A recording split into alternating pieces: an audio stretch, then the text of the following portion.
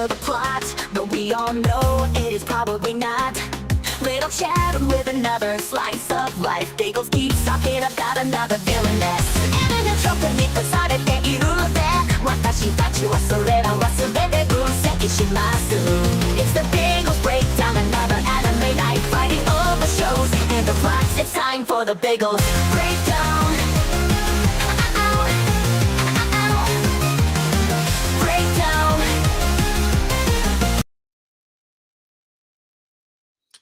Hello, everybody, and welcome to the Biggles Breakdown. I am once again joined with Little Chad and Crimson Law. Now, Little Chad had a great excuse for missing 2 weeks ago, and it was the same excuse I missed last week. We were both at the Mets game, okay? So I think it was probably a little better experience for you as a Mets fan, the game I went to.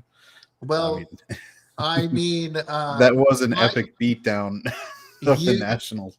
You went to the game where my favorite player hit 2 home runs, and one of them was a grand slam. So I sounds swear, like a great game to me. I'm gonna send his agent a note that was my son's first baseball game, and you know how baseball players get. I mean, I wouldn't be surprised if I start getting tickets for road trips if he hits a slump. I wouldn't doubt it. All right. Yeah, baseball is the most superstitious sport out of all of them. But okay. As you can get from watching Catch Me in the Ballpark. Absolutely. I'm surprised Biggles has invited me on after last week. When you unceremoniously dumped the show. I forgive Crimson, okay? No, you don't. You know in your heart you don't. Look at your face. We all know you don't. You're like, I put it on the watch later category. That's where I put it. I will watch it at some point. Are they going to? It's just I don't want to watch it right now. I have to forgive Crimson because I know a lot of people don't like it because of its style, where the main character is actually the ballpark, and everybody is upset that it's not just the blonde girl and the salary man, Murata. And they're like, I want a love story. And it's really just about the ballpark. It is. It's a love story of baseball and the team. Yeah, exactly. It's a fan as far as Catch Me in the Ballpark is concerned, it's not a bad anime. Really, it's just one of those things where, like, it's not personally my thing. I can see the charm in it. I can understand why a lot of people would like the anime. And I feel like a 6.8 might be a little low for the overall quality of the show because there are genuinely good points about it. It's just one of those things where if I'm choosing shows that I am probably going to put aside and not keep up with, this is one of those for me because it just doesn't have the same nostalgic effect on me as people who actually enjoy baseball. And that say I made a comparison, like for me, the equivalent is Shangri-La Frontier because it reminds me of like my teen years, like really gaming with friends and stuff and just goofing off and having a good time. I feel like this is a pretty similar effect where like it reminds you of like all the good baseball games and all the good ballpark experiences you ever had. Yeah. So one of the things that so we're just jumping into it, right? This is our top 5 of the season, right? Apothecary Diaries is all of our number ones. So we kind of left it off on our list, and then we'll talk about it at the end. It is literally top 5, excluding Apothecary Diaries, because there is nothing better out than Apothecary Diaries right now. Yeah, basically. It's honestly like when ReZero is an active season, you've got to just take it off the list for me because it's just always going to end up being number 1. So, or Mushoku Tensei, like when it's Mushoku Tensei season, well, it's number 1. Is that the end of this year or like the start of next year? For the next season? Yeah, don't they already have it's been announced. There's no date yet. Oh, okay. I would think it's going to end if they're doing the 2 cores like they've been doing with Mushoku Tensei. I wouldn't think it's not going to be till winter 26. Okay, so another year. All right. Basically, it's going to be coming out around the same time as Frieren season 2. Okay, got it. So, Oh, white-haired elf girls. It's gonna be a thing for. Well, and if For a while. there is a chance that we get Freeran, ReZero season 4, and Mushoku Tensei all in the same season. There is a chance. Oh my god, it's a buffet of greatness, and I'm here for it. Crimson may die due to the amount of waifus. If Okay. Dan to It Dan is, comes it is out, a threesome of white-haired elf girls. Yes. but and that should also be when's Dan to Dan drops this year, right? For their next. Yeah, Summer. next month, I think, or 2 months from now, right? In June, it releases the first three episodes in theaters. In July, it starts with the summer season. Oh, is that a cue for Biggles to use his favorite isolated clip? No, that one doesn't work because that has good animation. So okay, Yeah, that's the point. That's the good animation. He has taken care of himself. yeah, but he said hentai, not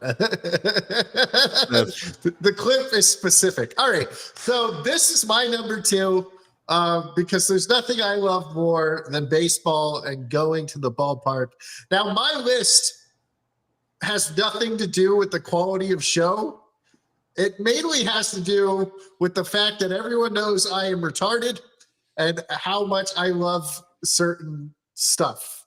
So my number 5 would be is a show that is what I call 5 retards and a cat living their best life. And we'll get to that later. But this is my number 2. This would be my number 1 if Apothecary Diaries did not exist. And I love all the characters in it. Like Murata is what is kind of like me at the ballpark. You know, I go there, I'll get a beer from the vendor, I'll go get food and talk to the Is the person. vendor girl secretly in love with you and giving you more portions than you should be getting? Maybe, I don't know. It's a different vendor girl most of the time I go. But I actually brought this anime up to my brother who was with us at the game. Yeah. And he was like, "Is it about the vendor girls?" Because he's a huge baseball fan, so he knows about the vendor girls in Japan. And I was like, "Yes, it is." And he's like, "One of the great disappointments of my life is that hasn't caught on in the United States." Well, like really adorably cute hot girls walking around. Japan is one of the few countries without an insane feminist wing within their social organization, within their social structures. So the Diamondbacks actually have, or they don't really have them anymore because I don't see them anymore. Now it's more guys, but they had what are called the Rally Bats. And they're a bunch of like college girls that are walking around, throwing out the shirts, working with the mascots, all this stuff. They're gone now, basically. You see a couple of them, but it's not like it used to be where there was like 10, 15 of them. If you're the Diamondbacks and you've got to just get people to come to the ballpark, there's no reason you should not be going with this setup.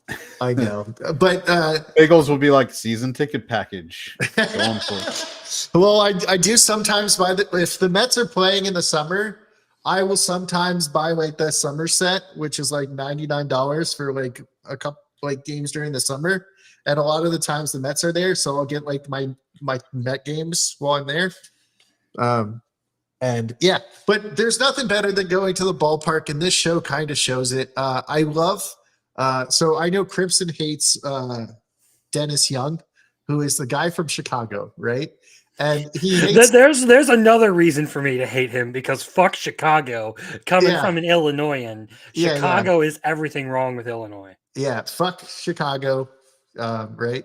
But except for maybe like Fall Out Boy. I don't know if Lincoln Park was from Chicago or not. Well, I know there's some people from Lincoln Park, I think from Arizona, because Chester's son went to ASU, so they might be from like all over the place. Maybe. Yes, vending machine returns. AP exists, and you got into what? The Apothecary Diaries. Yeah, exist. yes. Oh, sorry. Yeah.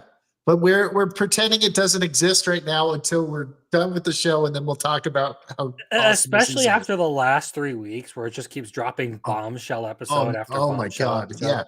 Yeah. But back to the ballpark, right? Yes. So my favorite part about like Dennis Young is he's constantly getting distracted by Ruko. And he's like, shit, I missed the ball and the home run derby Correction. and lost. The goddess of baseball. Yes, the I was gonna goddess say, of baseball. Yeah. The goddess of baseball. I love the goddess of baseball line where he's just like, oh, well, like, okay, so in the manga, it leaves out some of my favorite parts with him because he'll be just looking for her in the stands, and then like he'll end up going up to bat and like winning the game because he's like, oh, the goddess of baseball is here. I must do this for her, right? And it's so much fun. I really like this. And the last week episode was all about like the older, like the nostalgia from like the old people that worked in the park. Like they're like, oh, you actually know this girl really well. And it's the girl that's like in charge of all the vendor girls. The head bitch It in turned out charge. to be a Gairu in her early life. Yeah, yes. All right. So, okay, so who wants to go with who's next with their lowest one? With my lowest one? Sure. My lowest one would actually be Windbreaker, I believe. Windbreaker. All right, we got Windbreaker. Which So again, 7.96 for this season. That's a little high. A little high? Yeah. I think it's low. The best parts are coming up. I mean, the first season was better. So I don't know. Well, that's because the best part of the season is coming up. Here's my opinion on it as someone who has basically binged it all in like a couple of like really long watch sessions. I think it's pretty consistent all the way through as far as quality goes. I know there's been a big fucking tism over Tsubaki no. Yeah, Tsubaki is a boy. And everybody's like a cross-dressing gay dude, and everyone wants to claim that he's trans. Yes. Yeah, because they refuse to take his identity, what he identifies as truth. He says, "I am a boy. I identify as a boy. I just like dresses." And they get very upset. But Tsubaki's one of the better characters. Yeah. Really, the only thing that I would say is a downgrade in this season is the intro so far. Because season 1's intro is so much better. I really like the animation. I like a lot of like the message behind some of the fights and all that they have in this, and is going so far as to like actually have a purpose for each character having their focused arc in this, and tying that all into this idea of like, why are you fighting, or why do you choose to fight? Is it for yourself, or is it for something bigger than yourself? That part of it I've really enjoyed. This I have been very impressed with season 2. The Keel arc was pretty good. It does feel like this stuff with Tsubaki no is a bit of a like interrupt, which I would expect because they're taking some time to, introduce you to some new characters and make you care about them. And it does a pretty effective job at that, if you ask me. Like, it does a pretty good job of getting you to like the characters, of introducing you to them, of giving you their backstory and what's unique or interesting about them. So, all in all, it is not a perfect anime. Honestly, I would probably put it at like a mid-8. Because there are a couple of things about the world and the way these things function. Like, everyone always asks, where the heck are the teachers? Where the heck are the teachers? Where are the police? It's kind of like anime's version of Cobra Kai right now. Mhm. Like they just do whatever the fuck they want. Like I'm telling you, these Furin kids, like sure they can fight and they're good people, but they're gonna be dumb as a bag of rocks once they're adults. How are they gonna make money? They are borderline unemployable people. Borderline's being generous. Well, at least who's the head guy? I always forget. At least he can be a farmer. Unamiya. Umemiya, yeah, Umemiya. Yeah. At least Umemiya can be a farmer. And Protein Bro can go Be a personal trainer. be a personal trainer or something. But like Sakura, he has terrible people skills. He's an idiot, and all he knows how to do is fight. It's so true. It's a school full of people whose only option is to join the JDF. The Japanese Defense Force. But no, Nire, or I think that's his name, right? Wait, are you saying this is secretly a Gate prequel? Nire could get a job, with all his information skills. Nire, Oh my God, Biggles, this is going to be a great video series for you. Future employability of anime school kids. Oh, dude, that would be fun. Do a video where you're the guidance counselor and you're sitting them down. Okay, skills. You've got, you can punch through this and do that. But you're reading at a 3rd grade level. This is going to be a problem. That would be so fun, man. One thing about Windbreakers is it's very strong on the character work, and that is actually more of the story than just the fighting. But I do really enjoy the fights when they're there. And one of the reasons why I didn't put Windbreaker Season 2 on here is one of the same reasons why I didn't put Season 1 in my top 5 for the new ones when we did, we did a top 5, right? Or did we? I believe we did a top 5, like Yeah, new anime at some point. Yeah. Seasonal anime. And the reason why I didn't put it on there is because I just enjoy the stupid shit more. So that is why Windbreakers didn't come on my list here, because I like the stupid shit more, even though I think Windbreakers is terrific. And the better part of Season 2 is coming. And for me, part of it is that I did just binge through all of Season 1 and then catch up on Season 2. So I still really am kind of riding the high of all the good parts of Season 1 on top of the way it started out Season 2. I will say, like I said, not a perfect anime. The stuff with Tsubaki is much slower. It does feel a little bit less like it belongs in the series.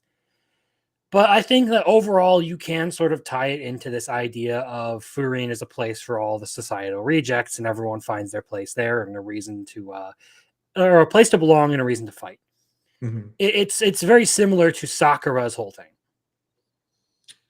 And it's also setting up the next couple of episodes as well. So I would imagine. So yeah, little Chad, what is your 5th one? My top 5 for new ones this season, or just any this for this season, right? The ones we're doing this season so far at our midway point. I would say Witch Watch, only because I love the show, but it is kind of just it is kind of its thing, right? It's watch, rinse, repeat, but I really like it, so I want to put it in my top 5, but I don't want to put it above something like Ninja and Assassin or Evil Lord, because even though Ninja Assassin is kind of the same thing, it's whimsical, and they do. And that last episode with the robot really got me. It was so awesome. The cuffed by a robot episode. Yeah, that's hilarious. That episode broke my heart. I was like, my poor little well, that's girl. The thing is that as far as Ninja and Assassin goes, and I think we're getting a little bit off topic, so we should steer back, but it's really funny at times, but oddly depressing at the same time. Yeah. I think that's why I think it's a better anime than Witch Watch, which is just a fun, good comedy. It's Witch Watch makes me laugh consistently. It's nice. It's a good time. I can generally watch it or have it on in the room when if my son's awake and coming around. Mhm. I don't have to worry about it. It's got funny jokes. Like to me, thinking about when she divided herself to carry the the stuff in and the moving episode just makes me laugh thinking about it. Like ich ni son. No, you're still just moving one box. Ichini, beat. Yeah, the doublet Yeah. joke. I think Speaking my, of my anime favorite. guidance counselor needs, there's one for you too. Moe could be very employable. I think we're talking about Nico here. Yeah, Nico. Oh, Nico? For Witch Watch. Maybe employable? You know? She's basically, it's a lot like Legally Blonde. Her entire goal in life is just get Ogre Senpai to notice her. Just trying to get what's his name? No, this one actually is my number 4 for the season. And I like it because I think it's done pretty good with the comedy and just overall has performed very well and up to my expectations. I like the main character. I like the cast in this much more than I like the cast in, say, A Ninja and Assassin Under One Roof. I still think that one's very good. It's just there are areas where it does sort of disappoint me. I think the funniest part of this series, though, was Catgirl. They'll only know me as the woman, as the girl who got pet. That's my favorite character so far. So you know how I was saying how I hate the Tengu? Yeah, the Tengu, the crow. Mm-hmm. In this most recent episode, I really like him. No, they did really good as far as like his character in the latest episode.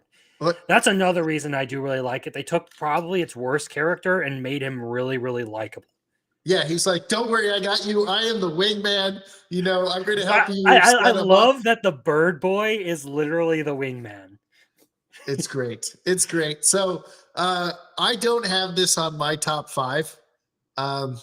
It's probably like 7.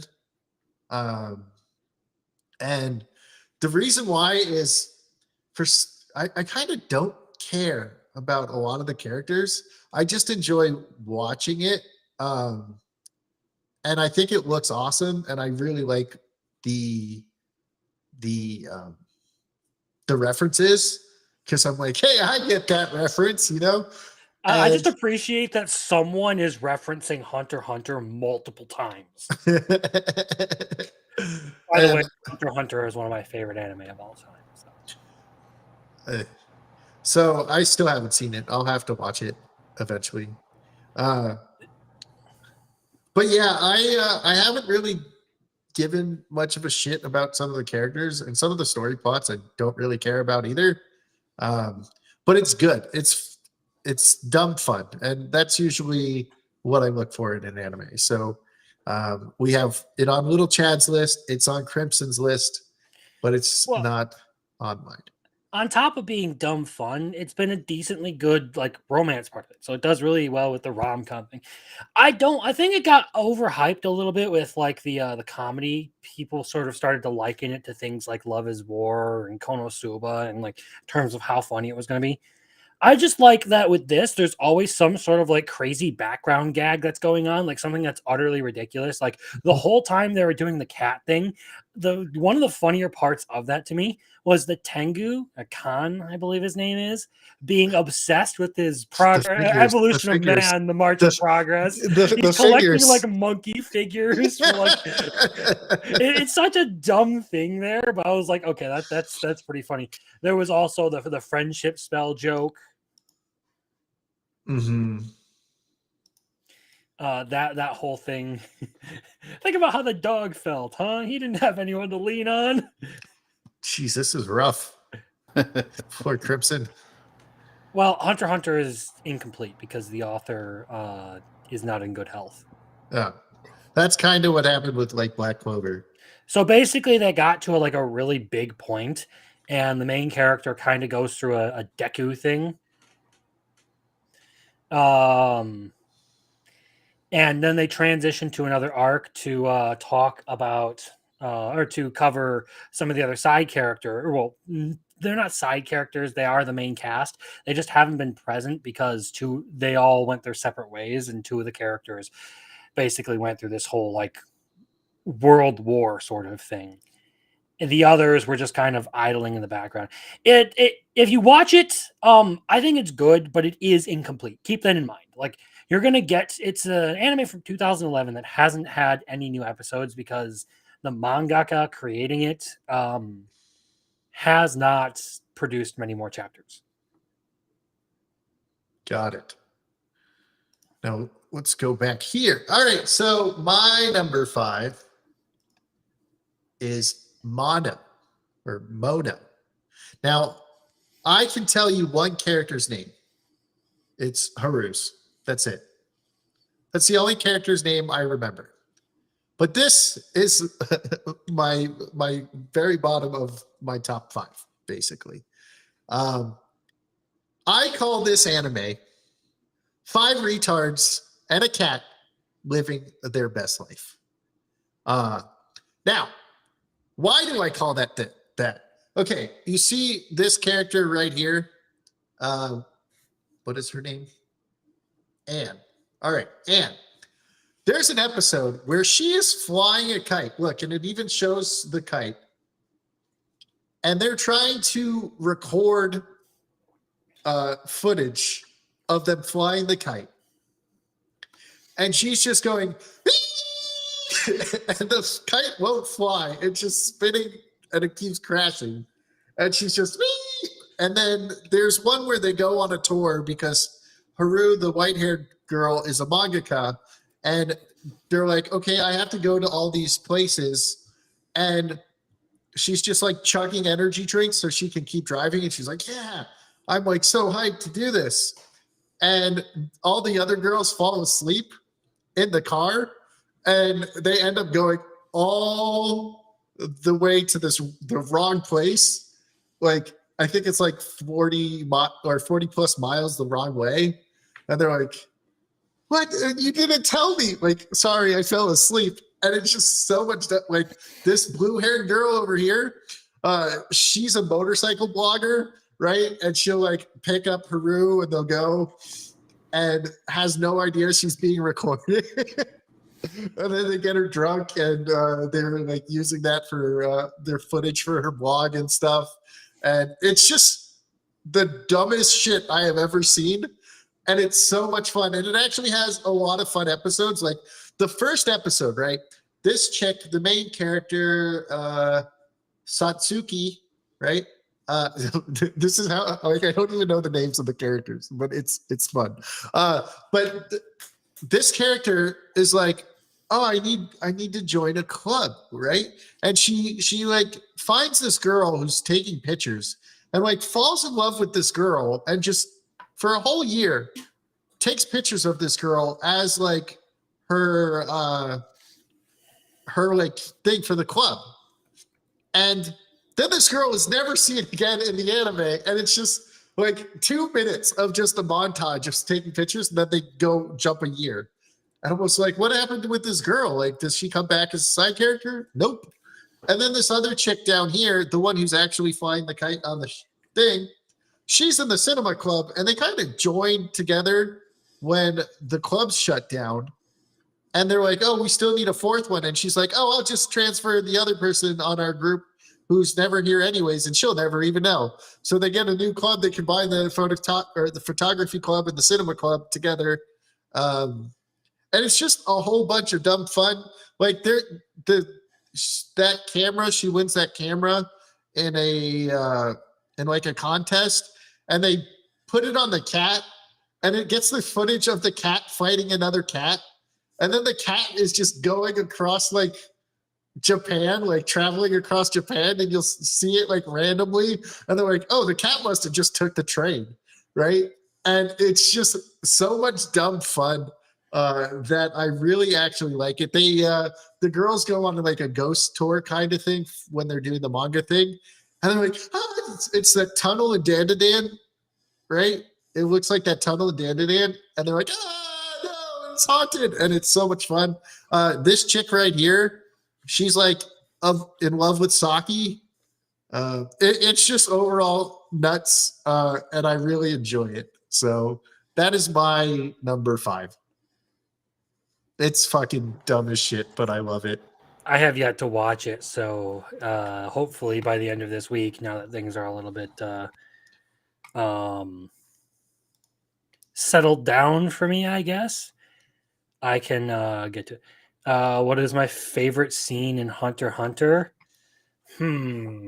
Let's see here. The part where Issei dies. He gets. Oh wait, that's high school. Probably the Gon Neferpito fight. That's probably one of my favorite parts of it. There you go. There's your answer, Marcel. What else do we have in there? It's been a hot minute since I've actually watched it, and trying to think specifically of parts that I really, really enjoyed. There was the battle tower during the Hunter exam with Killua doing his thing.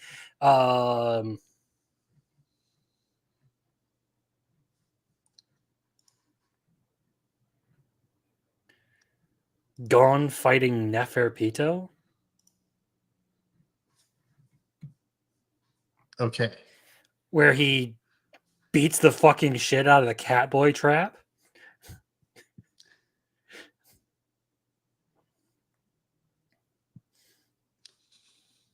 Okay, sorry. The Mets just robbed a home run. I was distracted. There was also Kurapika fighting that first spider, the enhancer guy. That was a really good scene as well. Did you just say Krapika? Kurapika.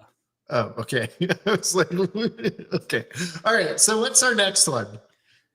What's the next one? Well, I already said my number 4 was Witch Watch. We already talked about that. So my number 4, and I don't know if just because I might not have Two Perfect Saint. I don't know if you've had that tab open. All right. Let me pull that up now. I was going to put that on my list, but 5 retards and a cat living their best life is just too fucking funny for me not to put it on there. I mean, that's got to be a video title. Do a review. 5 retards. Yeah, well, I'll have to do it at the end of the season. Be like, the greatest anime ever. 5 retards and a cat. All right, I got Two Perfect Saint pulled up now, so let's do this. Because I love that they're still not abandoning the vengeance arc of the sister. Like, this last episode had a whole point where she actually calmly reflected, like, am I living up to the expectations of my sister? Should I abandon this? And she's like, no, I shouldn't. I should be a saint and an instrument of vengeance against those who wronged my sister. It's like, that's who I am. with her dedicated ninja bodyguard at her side now. The sister revenge subplot is really the one thing that like differentiates this series from just being another one of those, oh, my tarred coworkers fired me even though I'm overpowered. Yeah, like our other silly fucking retarded ones that we watch. Yeah, I do. But like that genre already has me interested. Like I'm always gonna watch at least the first couple episodes of anything in that genre, because when they do stuff that's fun and unique, like Talker or things like that, where it can become so good. It's I mean, it's a lot like Isekai. It's become a very tropey like group now where we get that. I mean with the Altier, whatever the mice. Yeah, that's an example of one where it's just kind of going full generic, but at the same time it's a same day dub, so I watch it. So it's so stupid too. It's so much fun, and you know what? They have like a cheapy version of it. That's 2 episodes are out of it, so I kind of want to watch that too. Yeah. But this show I like. I mean, because the sister subplot is interesting and intriguing.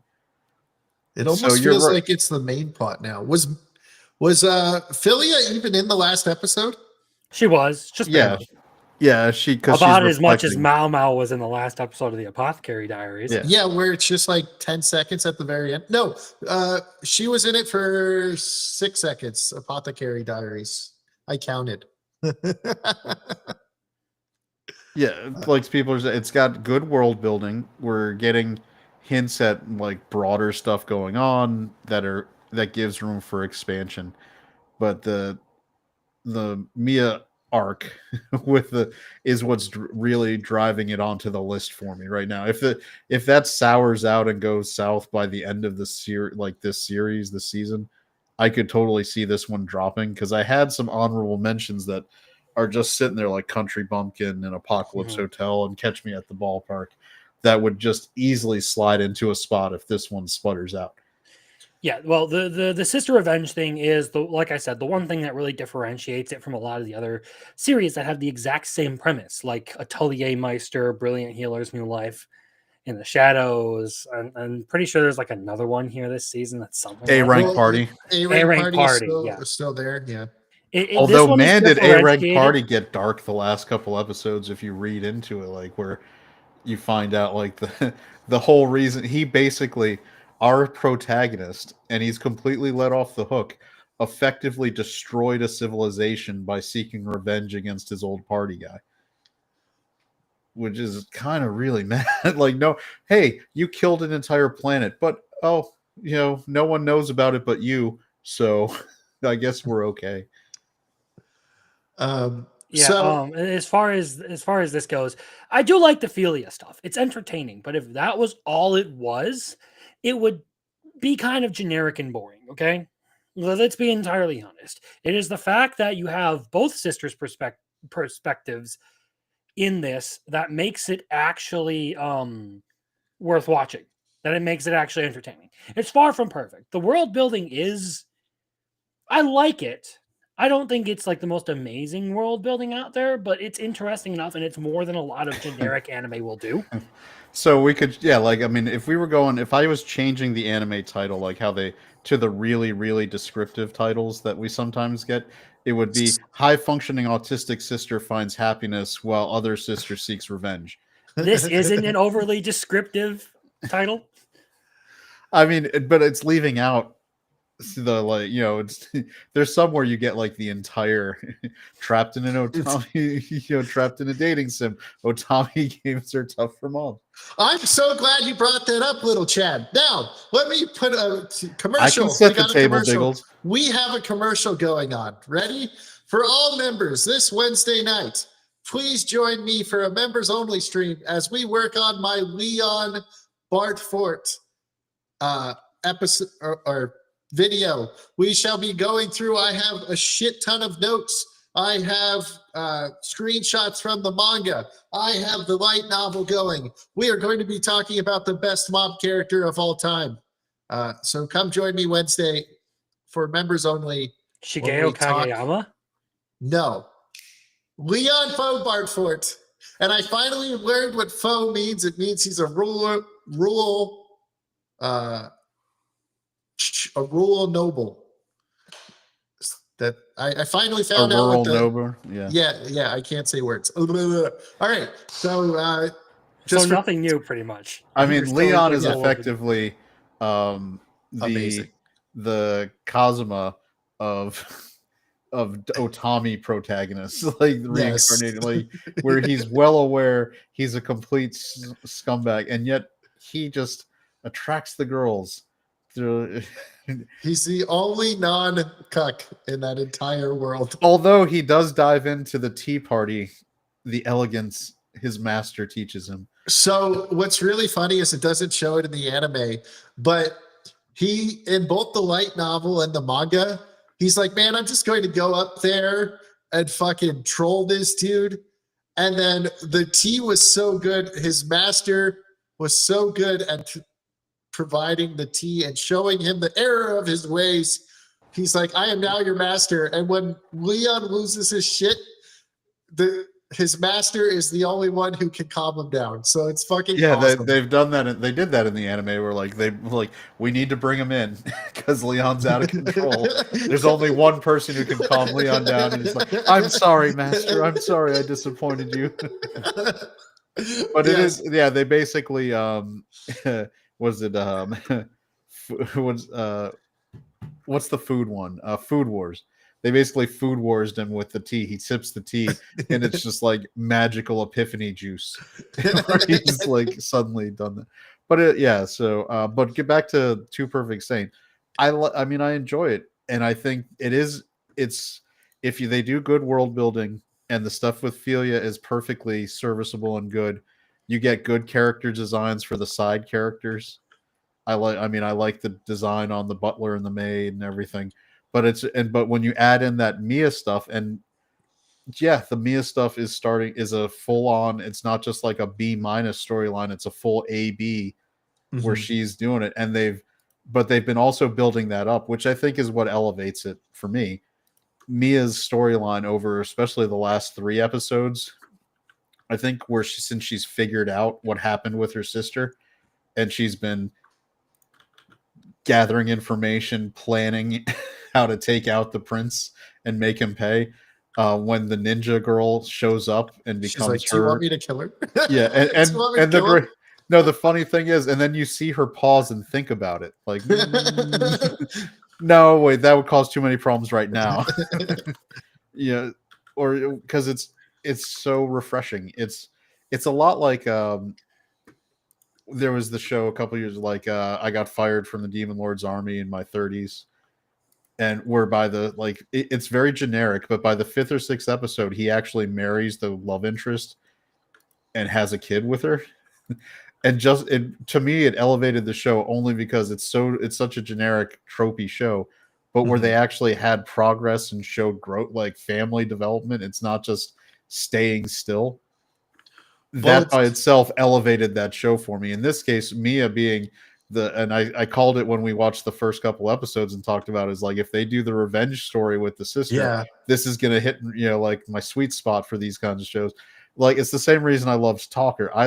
If you're gonna do like the kicked out thing, I want it to go full revenge. Don't like the best revenge is a life well lived. No, go for it. Like, make them fucking pay. Like in Talker, the 2nd episode, by the end of it, he sold them into slavery and didn't just do it. He like made sure like the girl got broken, like and he talked up the guy to get paid more than what the debt was. He ended up netting a profit of like 20% over what they owed him because of that. Talker's so good. I know. So, that's that's an anime that needs a 2nd season right there. How it hasn't got one, I don't know. So I like the idea. If because like you said, we see this a lot now. Kicked out of my party, and but you're overpowered. So I mean, it's the same reason I liked Arifureta. Where like he didn't just like get kicked out and come back. Like, he calls them, "You guys are all pieces of shit who abandoned me. I am going to do my own thing." He didn't get kicked out. A lot of them thought he died. Okay. Well, one of the guys tried to kill him. So yeah, I mean, it's the same. I want that, because it's a very rational thought.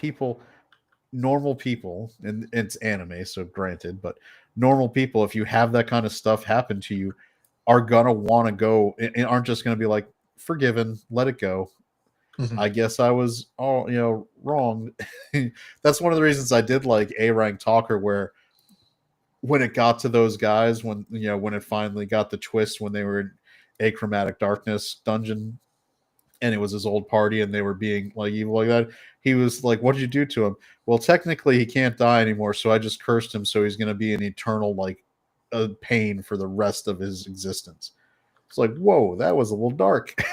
And then it comes back and it's even worse. Him doing that led to the destruction now of a whole other planet or universe, depending on, I'm still a little unclear whether it was just the planet, the world, or whether it was the entire dimension that they were in. It's an entire realm, and from what I've seen, as far as I can interpret it. The way they talk about it is they are other worlds entirely. They're not planets. They are separate dimensions that are joined through the dungeons. That is what achromatic darkness is basically like a bridge between worlds, so to speak, in that realm, or in that sense. Yeah. So more like a bridge between realms. Because I totally didn't see that twist coming when they were dealing with the city thing, where like here's the Twilight sun like thing, and he's like, I know this, and oh my god, it's him. Yeah, I like that part of it where it sort of starts talking about like the crossing of dimensions. Eminence and Shadow did something similar to sort of explain a lot of the fuckery that goes on in that series. Well, It starts Eminence and talking- Shadow is going to go even worse now that he's going. But correct me, did he get sent back to Earth at the end of the last season? I think so, because he's back to where he started when he reincarnated. Yeah. So I can tell you as a novel reader for the Eminence and Shadow, technically, yes, he did get sent back to Earth. It's just not the same anymore. Yeah, Earth got fucked. There's magic and monsters and things in Earth now. Uh-oh. Yeah, and there's some bullshittery that's about to happen with that. But I just like that in we're bringing back typical the Eminence first and Shadow girl too, fashion. because I liked her character design. The Yeah. first one he saved. As far as the Eminence and Shadow goes, though, I bring it up because I like the way that they use like the overlapping of the spheres, where basically two worlds will occupy the same sort of space at the same time, and then they'll get merged together, and they'll leave marks behind on each other, and that's partly how Sid ended up getting reincarnated. Nice. I think that's similar to when if I remember Gate, when they got to like the actual breakdown of the Gate and how it was joining worlds, and that only one world ended up surviving after that process usually, and until our magic Japanese self-defense force managed to figure out how to not cause both worlds to have issues. I still want more seasons of Gate. It was so good. But Arifureta, I just love that Sid. Like Well, you talk that's- about, Sid he's is not such a good Arifureta. example. What's that? Sid is not Air That's Eminence of Shadow. Yeah, I meant Eminence and Shadow. Okay. Where Sid is just the perfect, like, you talk about the aloof lead where he just he's just trying to be performative, and he ends up nailing the entire conspiracy and getting these girls to follow him around. He's just trying to goof off and live his best dramatic life. He is a cross between Ainz Ul Gon and Saitama. Yeah, he's like a theater kid performing, and he somehow just like he's got like the cliff notes of the entire universe he's in, and these girls are like, oh my god, I'm gonna bring down the currency. Oh, Fucking theater kids. by the way, I have that a feeling as there's a going to be like finance guy though, that a whole legitimate arc- reason for why his delusions keep coming, like turning real, because he made up the whole thing about them being like descendants of the hero, and he was right. How the fuck do you just pull something like that out of your ass? What and be if- right? Are you What going to if say the- he had ingrained data like when he reincarnated, or that he is somehow creating the scenario? I want to think it's I that. don't know, but I feel like that's going to become a plot point at some point in the future. There are only like 5 novels out for this series right now, so I don't really know much about what's going on with it. When do we get the next season? Has it been announced? There's a movie next. When's the movie out? So I believe the Earth arc is going to be a movie, and then that's probably the last you'll hear of it for a while. Because they don't have enough content to make yet. Yeah. Okay. Like I said, the movie will get you to the end of Volume 4. That is the end of the whole Earth arc.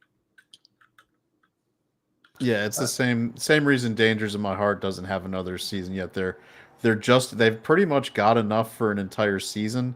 What I think they'll do with that one is probably do a movie of the like song arc, and then do a season of the stuff after that for that show.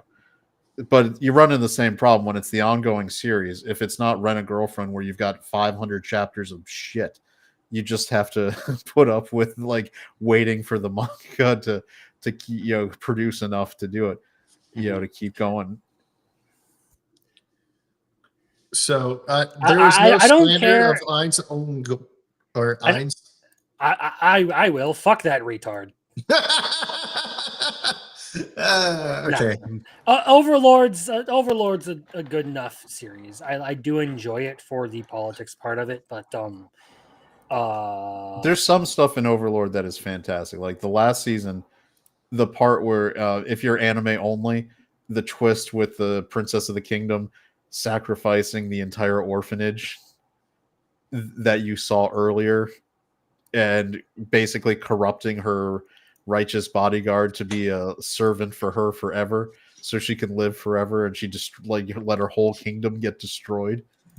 Man, dark. And then danced for it, danced over the graves. But yeah, Ainz gets a little like silly with the fact that he's completely aloof. Now it is occasionally the joke This hits. got me in the hot water. Actually, I did not like the Sacred Kingdom movie. I thought it sucked, honestly. I only I thought really liked the Ainz was some character. of the weakest part. I loved the banter between the maid and the archer girl. Yeah, that's. I think that's that was what I about like. like the only part that I enjoyed was that everything else was like this character arc is so misplaced. Like everything they do in this just feels really half-assed, and it really could have used more time to develop a lot of things that are going on. But That they're just basically dropped on Crunchyroll like a week and a half ago, too, by the Yeah, way. If you've I got just Crunchyroll, you can watch it. I just watched it 2 days ago, and I have to say I'm kind of with Crimson on that. You know that the strongest in the Sacred Kingdom paladin chick, that Yeah. fucking chick annoyed me. And when she lived at Well, the she was end, Thank you. She when was she supposed. lived I at think the she end, was supposed to be. I do like that she was like, he's the only one who's benefiting from what's going on. People like he's the only one. She drove me fucking up a wall. I did not like her being Man, around whatsoever. it was Sure, vicious. What there's a happened to point the to it. princess though? Man, when they like beat the zoomed shit in, out of like it. when they did the flashback, and they actually showed like her face like getting concreted. Oh, with the cracked teeth. That was some quality animation work for that movie. Who when they were animating that scene, that was they put some effort. I don't know what it says about the animators that it seemed like they put a lot of effort into that sequence. Maybe they But like beating women and they wanted to show it off in the show. the thing I liked most about that movie was just the running gag where he's trying to convince people to buy the rune weapons. Uh-huh. And I found that utterly annoying as well. but it was supposed to be silly where it's like completely falling flat and people and he's just like, did anyone mention them? And they're like, no, they didn't. It's like, oh man. Because it shows that he's still a gamer, right? He's trying to get income streams from like of in-game currency. So, but no, I don't know. I walked away from that movie pretty disappointed. I actually went to see it in theaters because I was yeah, really looking forward to it. I enjoyed a lot of Overlord up to that point.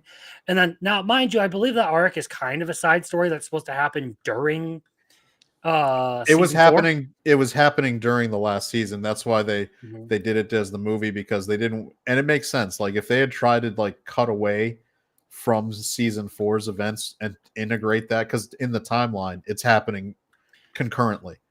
Mhm. It would have just been super annoying. And I still feel like given some more time to work with it, it probably would have been better. That effectively is what my complaints amount to is I don't feel like a movie was good for this. I feel like you probably could have stretched it out a little bit. It's like 2.5 hours.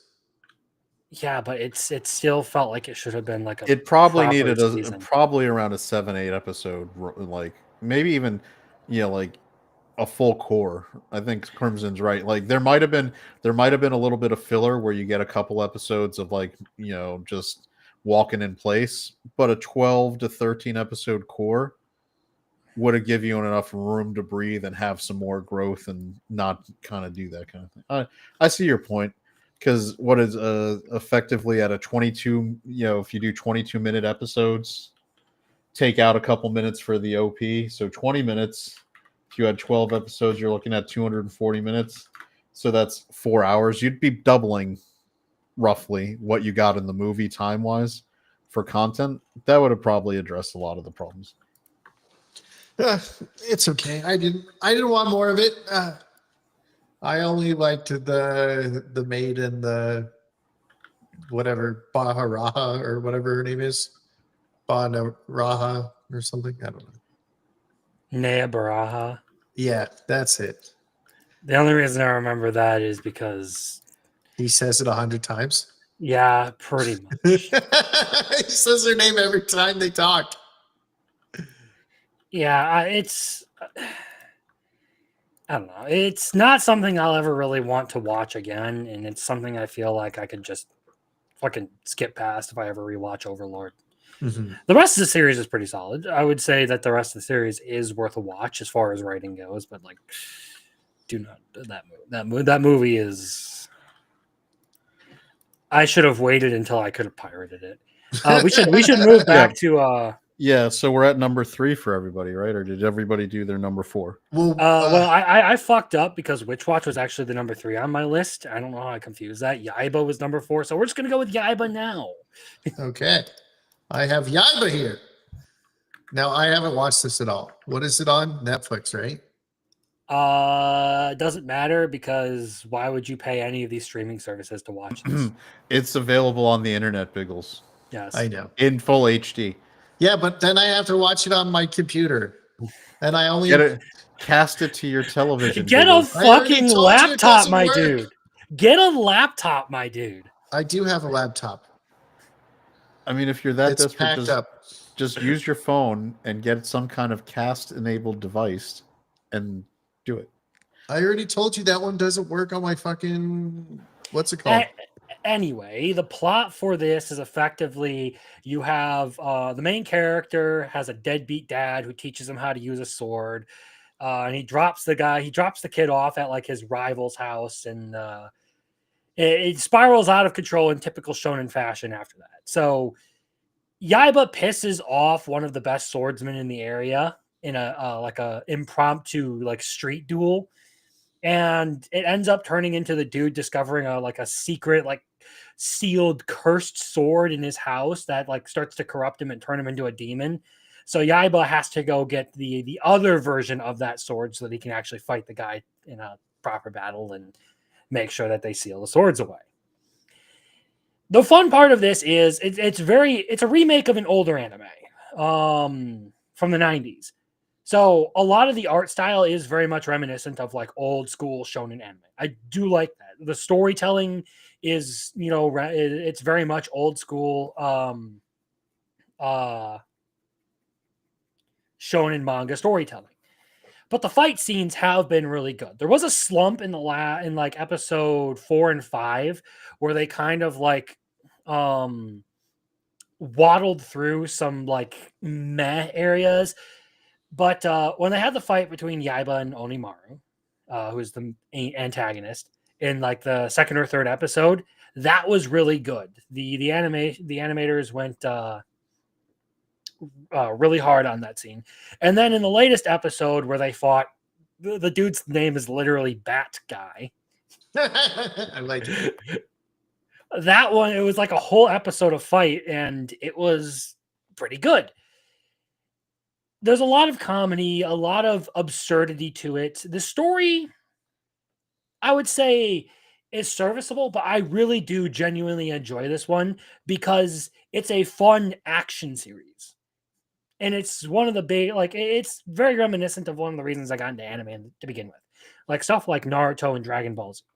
So, a bit of a nostalgia trip for me. I like the art style. So far, the animation and the fights have been really good.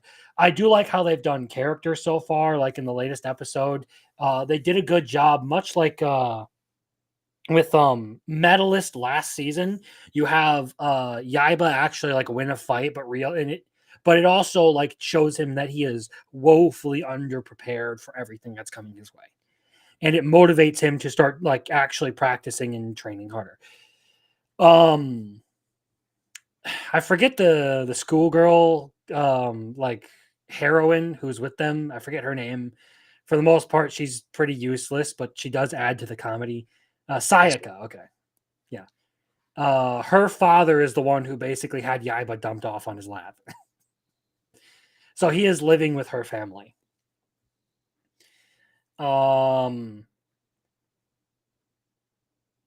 It's an entertaining show, but if you're not really a fan of the more old school style of it, you probably won't enjoy it. Got it. All right. So Ninja Assassin is mine. For number 3. Yeah. That is also my number 3. So we can combine it up. So the reason why I love this is because of how fucking dumb it is, and I just love the little ninja girl. But it's not just dumb, man. It's all right. So on It's the one heartbreaking. level, on the one level, it's working as goofy, just silly humor. But there's so many really intelligent undercurrents about isolation, society, like relationships. It's all in this thing, which is crazy because go watch that robot episode on its own. The most So, depressing episode this season. but it says so much about like relationships. Cucked by a robot, yeah. She's Well, like, there's "You no love better me?" way to put it than just she got cucked by a robot. And she murdered it. She turned it into leaves. And She she's didn't just murder it; she murdered it very, very happily. Yeah, the smile on her face when she was like, "It's me." She's like, "I'm the real one. Like, I can't." For some reason, she's like, "I can only turn things into leaves." Well, what the do people become things when they die? They're no longer people. I guess Well, I that's mean, why she you're can not turn a them into person if you're leaves? dead; you're a corpse. You're just meat. Oh, damn. All right, that makes sense. But I was like, "What is?" And that sounds like some real fire punch commentary right there. You're just This- meat. This chick right here. I hope we get more of her, and Glasses doesn't kill her. True, the NTR episode. We said it before. It is hey. absolutely an NTR episode. That's what I was going to make that joke. Is this episode? It literally was just Satoko just watching like this person that she cares about, just like absolutely abandon her for someone else. Yeah, like It's like you can't tell the difference. well, and then it's even worse because she develops it. Like at first, the miso tastes wrong, but then the miso is exactly what she wants. She got trained. She got trained to love the miso. That's that AI for you, man. But it was great. Like, and then you got so kind of like working with the other assassin. I love that she had the same problem that I did, which was we couldn't clean up after ourselves after assassinations. When she did the flashback where the hand fell out of the bug the robot is just leaking blood as it travels. Yeah. Yes. Yeah. But then I noticed she was climbing up the rankings, and it's my rival. It's such a Japanese thing, to have a rival that drives you. You're not really successful if you don't have a rival. Exactly. Yeah, but as far as this show goes, I thought its first episode was really, really, really good. The big disappointment for me though was that the animation fell off really hard. It got hit with I don't want to say the beginning after the end stick, but that's really all I can think of to call it. Especially in the latest episode where they're like talking about all like the food and stuff, and they're using real world food. Like they literally went kamikaze with the animation and just started putting filters over real world shots. In some cases that would work. Like they started doing like the paper cutout thing for comedy. That was kind of funny. But they were quite literally animating parts of that show with just real world photos of their lunch. But this show is just dumb fun. I like how she's like, I don't know what lesbians are. And then the next episode, she's like, I want to be a lesbian now because I love glasses. And I don't think she understands like what it means. And she's just like, no, they sleep together. I think she just like needs that closeness, and she doesn't realize what's actually happening. So she's basically like, if you look at her ninja background, she's a trope slash stereotype example of like a homeschool kid as a ninja. Like she Thanks, never got Nick. like to that, or she whatever. didn't. We homeschool my son. It's like it's a good thing. Homeschooling is great actually. But I know. I'm adding to the commentary here. Crimson it, eats tips, okay? but no, when you home if you're really doing homeschool right, you're gonna put your kid in an environment where they can socialize outside of like and get different group exposures. Like what she's showing you is like she's effectively a cult kid, I should say. Like she grew up in the ninja cult where she was only around the other cult kids, so she has no idea what the outside world is like. And which runs into her when she what does she call her former ninja like leader? Like leader. Yeah. Yeah. Like leader. And I love that it gets exposed that leader just led everybody to their deaths so that she could go hook up with her girlfriend. Yeah. And she has a gambling problem. She has a And gambling problem. Her girlfriend Like, hates it. what did you do with I followed leader today? She went down and she started watching horses. It's like, were you betting again? No. Yeah. As far as the show goes, like there are a lot of like entertaining parts of it. I'm just really sad that like by episode 4 the animation had kind of fallen off because it had a really good first episode, both comedy wise, action wise. It still holds up on the comedy department. It still holds up on just about everything it did in the first episode. And like I said, this is one of those weird ones where it is very, very funny, but at the end you just kind of feel depressed. Like the end of like every episode is just unnecessarily depressing for whatever reason. Well, you have to have your high and then get back on a low so you can go back on your high again in the next episode. I mean, I guess you could start reading into the social commentary of people who choose to murder other people for a living and how it's you're not going to have a happy, well-adjusted life. You're going to be living in a lonely, isolated place. Stop psychoanalyzing the gay killer anime. But it's good. It works on levels, Crimson. It works on levels. I know. I'm kidding. I know. I'm I just enjoy. If it's like, look, it's just. I think it's great. I mean, it's number 3 for me. It looks like me and Biggles both put it right in that slot. Mm-hmm. So agreement there. Number 2 it might would be a little probably more place in my top 10, but for me, I don't think it's top 5. That's fine. like What I is- said, if it drops off, like I mean, I guess it could. We're at what up 6 episodes in 5, 6. Yeah, we're at the halfway point. So Yeah, so I mean, I guess same with like I said, I've still got Country Bumpkin, Apocalypse Hotel, and Catch Me at the Ballpark just sitting right outside this top 5, waiting for one of these to like slip up and just go completely repetitive, drop in the animation quality or whatever. Especially Country Bumpkin's been picking up for me. That last episode was really top shelf with some of the. Oh yeah. I saw that Shadiversity actually put out a video analyzing the swordplay in that.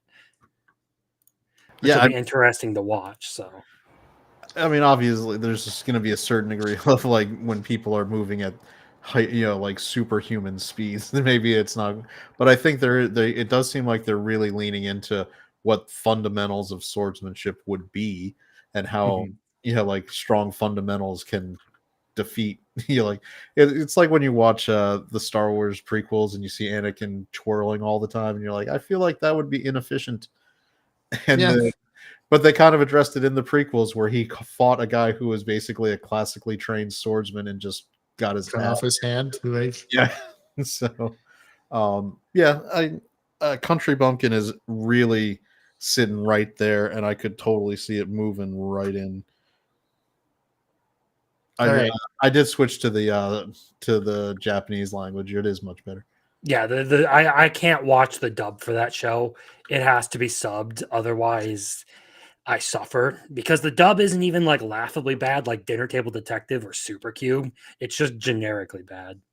Yeah, I'm watching the dub because I hate reading, and I'm just like, oh my god. Well, reading hates you, Biggles. I know, and I'm just like, man, I'm suffering through that show, man. I really am. So I know that Amazon is new, kind of leaning into anime, what I noticed is like whoever's doing the voice act, like coaching, it seems like they're really trying to just stick to the like really to the letter of the mouth movement, Yeah. and it's like so it makes it a very stilted dialogue. Like they needed somebody who was more experienced with maybe voiceover into anime, where you have to sometimes you might have to shift the language a little bit to like Mhm.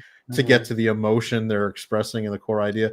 It seems like they've got a script and you've got to rush, like they're rushing through the lines to fit to the mouth movements, and sometimes they're elongating the lines to fit to the mouth movement. It's coming off bad. Now when you switch to the Japanese dialogue, it's fluid and it's acted well, and it Well, works. just the voice actors sound better in the Japanese version, if I do say so myself. They sound like they actually have a bunch of experience voice acting, which would Mhm. make sense. And this is actually what you've said is basically what I highlighted in a post on Twitter. Someone was talking about like, why do high dive dubs sound so bad? It's because high dive and Amazon are working with much newer voice actors for their dubs than Crunchyroll.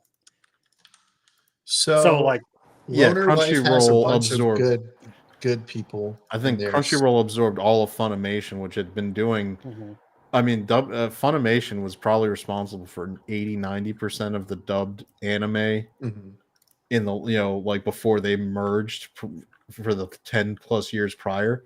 So because even Funimation even did the dubs in for shows that were being picked up by other streaming services.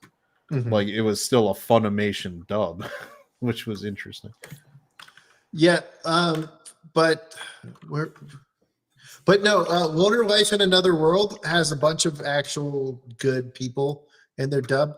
I think it's really weird to hear Monica Real as the class rep or the class president, because I feel like when the Japanese girl made her sound lovable, uh, Monica makes her sound bitchy, and that's my only problem with it so far. But they have a bunch of good voice actors for it. Yeah, I think the best dub I've seen on High Dive is Dangers in My Heart. I think that's probably their Yeah, best dub work to date. yeah, and like we kind of pretty much hit on is Crunchyroll has contracts with a lot of the voice actors that they use. They're effectively employees, and that became an issue when Crunchyroll started stealing fan like mail and stuff from their Mhm. contracted voice actors. Yeah, that's a thing that I covered. High Dive and Amazon do not have the experience to be doing dubs at this point. The people that they have doing all of that, they're not good. But at the very least, they aren't doing AI dubs like Chinese companies are now doing. Because holy shit, AI does not know what it's doing.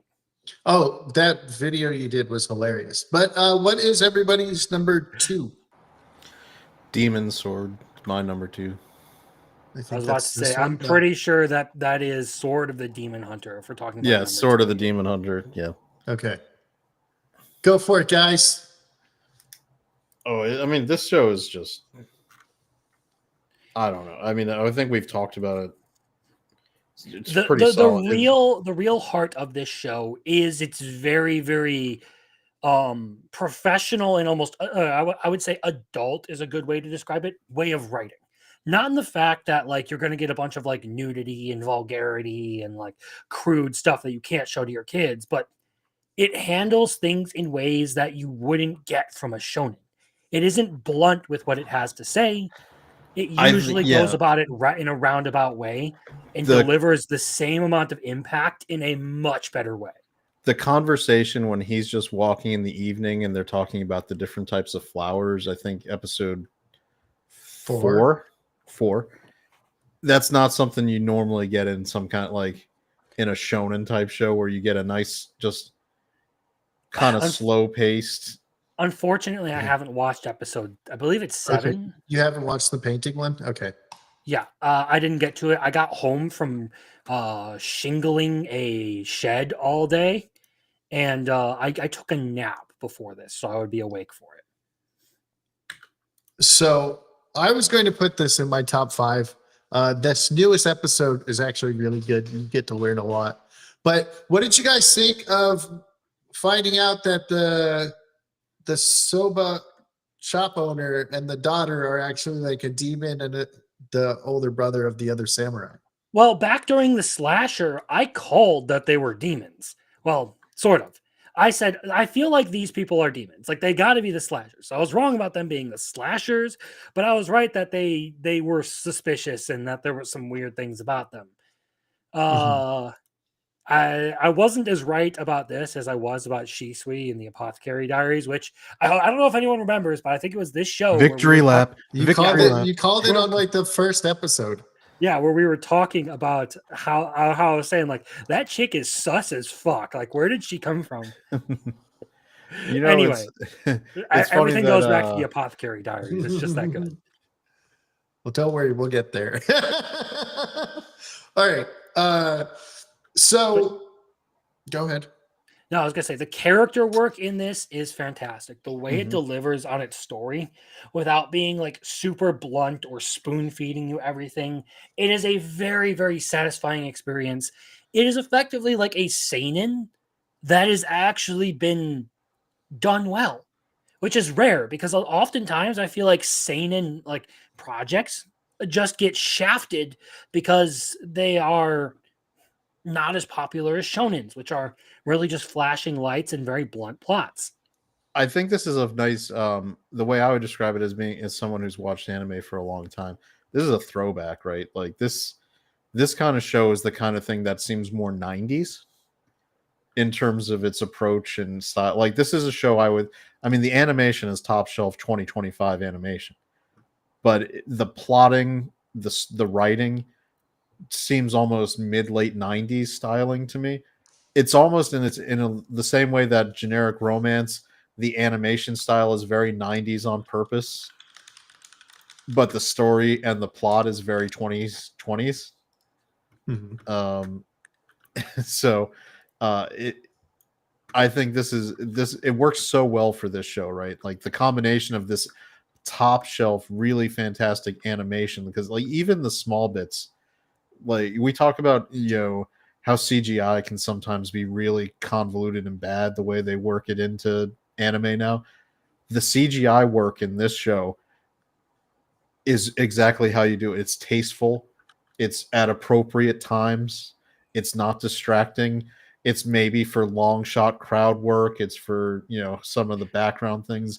I would still argue that Evil Lord of an Intergalactic Empire and Medalist have had the best usages of CGI, and actually Country Bumpkin have had the best usage of CGI in anime. But in this one, I think when I did my review on it, I effectively said what sells it is the writing. Like you said, it is a very like throwback sort of style of doing things. Not so much the animation because I feel like it could improve in that department. But overall, like I mean, still a really, I think I love. I mean, there's parts where you can see where they drop the budget a little bit, but that's true for every show. But generally speaking, I find the animation to be great. I mean, it's not what I would say is it's good, but it's nothing special. It's what the bare minimum should be as far as animation goes, if you ask me. Like that is how every show should look. Like they aren't skimping on things, they aren't like freeze framing everything. so no Temo Tensei or failure frames here. Do not remind me of the rotating horse legs, please.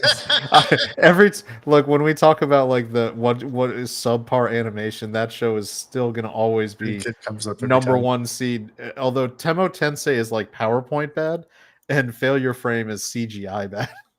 Which is ironic because as far as TV Tensei goes, I haven't been as irritated by it in the past couple of weeks as I was initially. Well, because they haven't been doing much combat. True. They've been having the elf village, like, life, stuff. There's been a couple sequences with the grandfather, which is fine, but even those are kind of limited. So, like, I don't know, maybe they're saving their budget up for the last 3 or 4 I doubt episodes. it. This is Studio A Cat we're talking about. Yeah, no, Their big hits are that shitty farming isekai that happened a while back, where his adopted sister turns out to be like an evil god or something. which one was it? I don't know, but it might have been getting a second season. Who knows? Oh, so I lied. This was on my list. This was my number 2.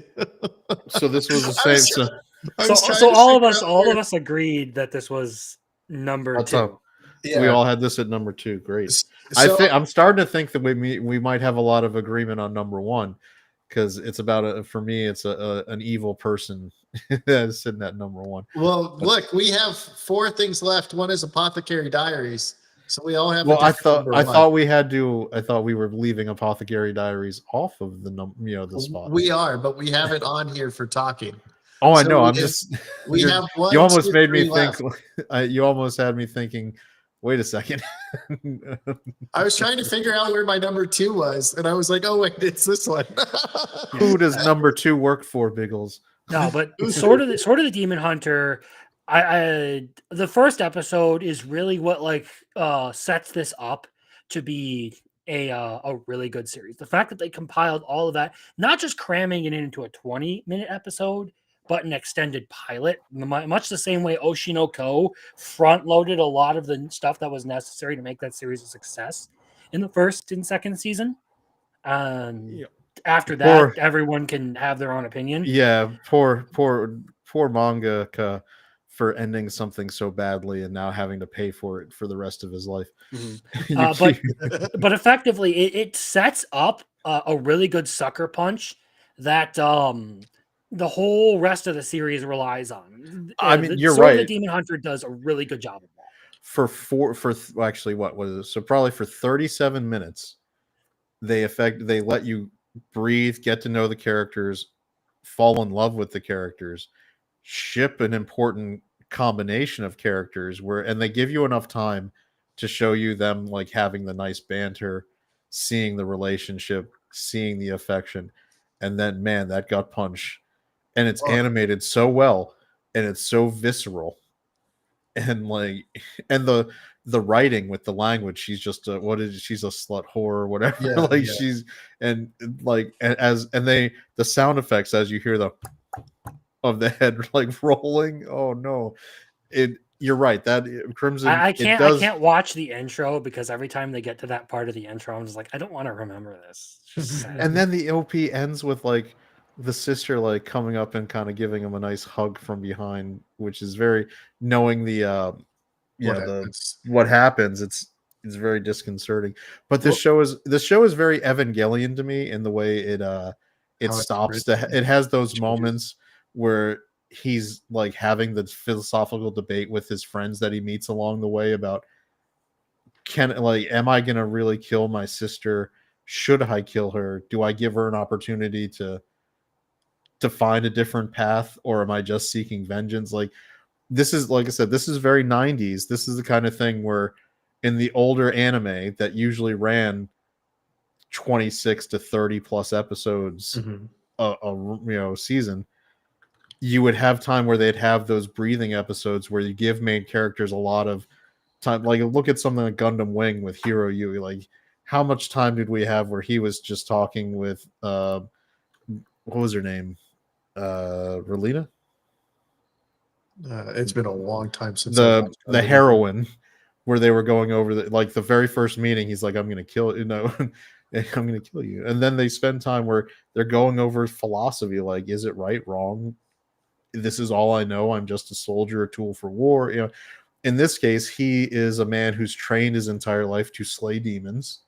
But he's also recognized, and along the way, he's found demons who are living quiet lives, who genuinely, like, I think that arc where he, with the Slayer, where he makes a genuine friendship and connection to a demon who was a by all accounts what he would consider a good man. He wanted to be a good husband. He loved his wife to the point of sacrificing himself to try to get vengeance against another demon. And then they talk about they gut punch you again when you find out that the demon was just the evil spirit created from the assault on his wife. That whole episode had me like just wanting to put everything down and just stop for the day. Yeah, it was well written, well animated. Well, the like the line delivery, the voice acting, all of this came together. Like there's some episodes maybe where there's moments where it pulls back, but when this thing hits, it's hit harder probably than, as much as I'm going to say I have another number one that I just enjoy more watching. I Mhm. think this one is probably the better one. It like objectively, it would be probably should come in number one, but I have personal preference that makes me vote. I'm going to vote for Evil Lord, Mhm. higher. But that's just because of personal taste, and I think that's kind of just fun and doing its own thing. This one to me is an objective. If you're checking like the boxes for the overall score, like if you were doing like scoring animation, writing, voice acting, like OP, and this one would probably score higher Mhm. than that one on objective measurements, and it's only personal taste that puts it at number two. Yeah, I think this is a really great one as well. Did little Chad? Did you get to see today's episode? I have not watched today's episode yet. Okay, so that is also great character work, where it's just kind of it's slow pace, but it's great character work. You learn a lot more about the background again. You learn a whole bunch of stuff.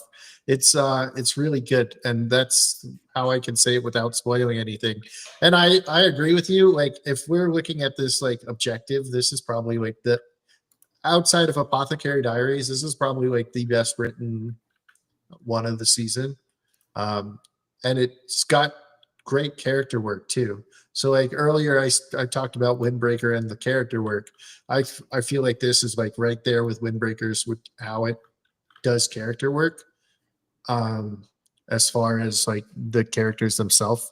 Um, and then there's the so 2 episodes ago, like we learned about the little girl bouncing the ball up and down, and like the garden, and who the little girl actually was is the daughter of the Sobe thing, and that's another demon that he likes that he's not going to kill, right?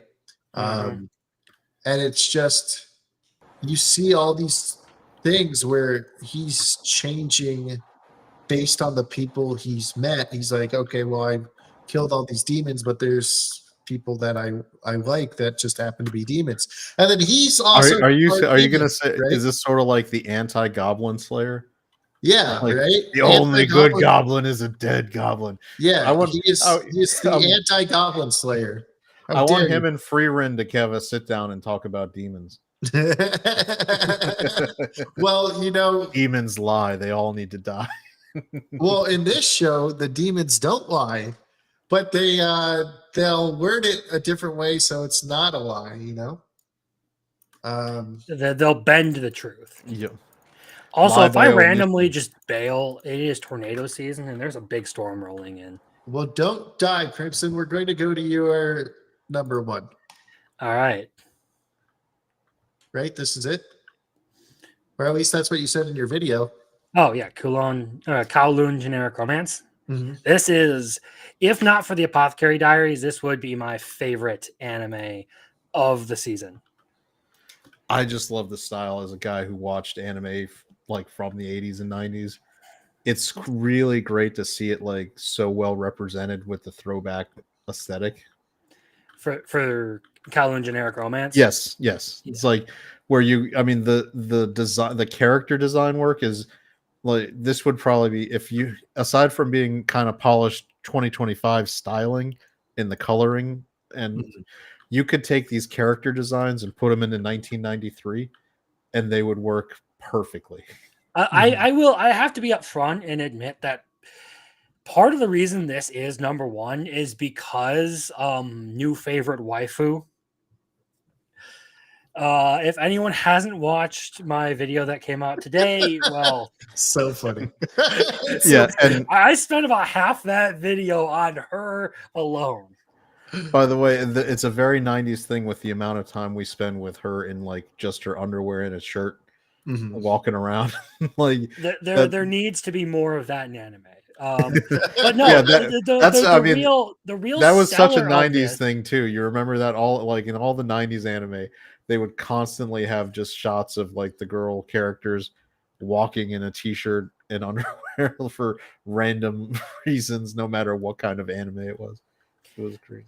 The real seller of this, though, is the fact that it is spectacularly well written. Again, much like Sword of the Demon Hunter, this one, it has a lot of things going for it. I like the artwork and the look of it. I like the concept of it, but really it's the fact that it is such a deceptive title for what this series is. Mhm. The only thing in that title that is truly relevant is Kowloon, because that is the place where it is set. It is not generic, and there is so much more than just a romance going on here. Yes, There it's is- so fucking confusing. I've given up on knowing what's going on and just watching it, trying to figure it out. Well, I mean, in the latest episode, we did learn that when Yao Mei changed appearances, that wasn't just in her mind. That was a real thing that she experienced. Mm-hmm. So there is, this series has a really good mystery going, and if not for the Apothecary Diaries doing its thing spectacularly for a second time in a row, it would be my number one anime overall for the season. This show not only does like really good characters and have like an interesting romance and have some like introspective moments and philosophical elements about like nostalgia and love and hanging on to the past and all of that, it also has a really, really good hook with you trying to figure out what the hell is going on.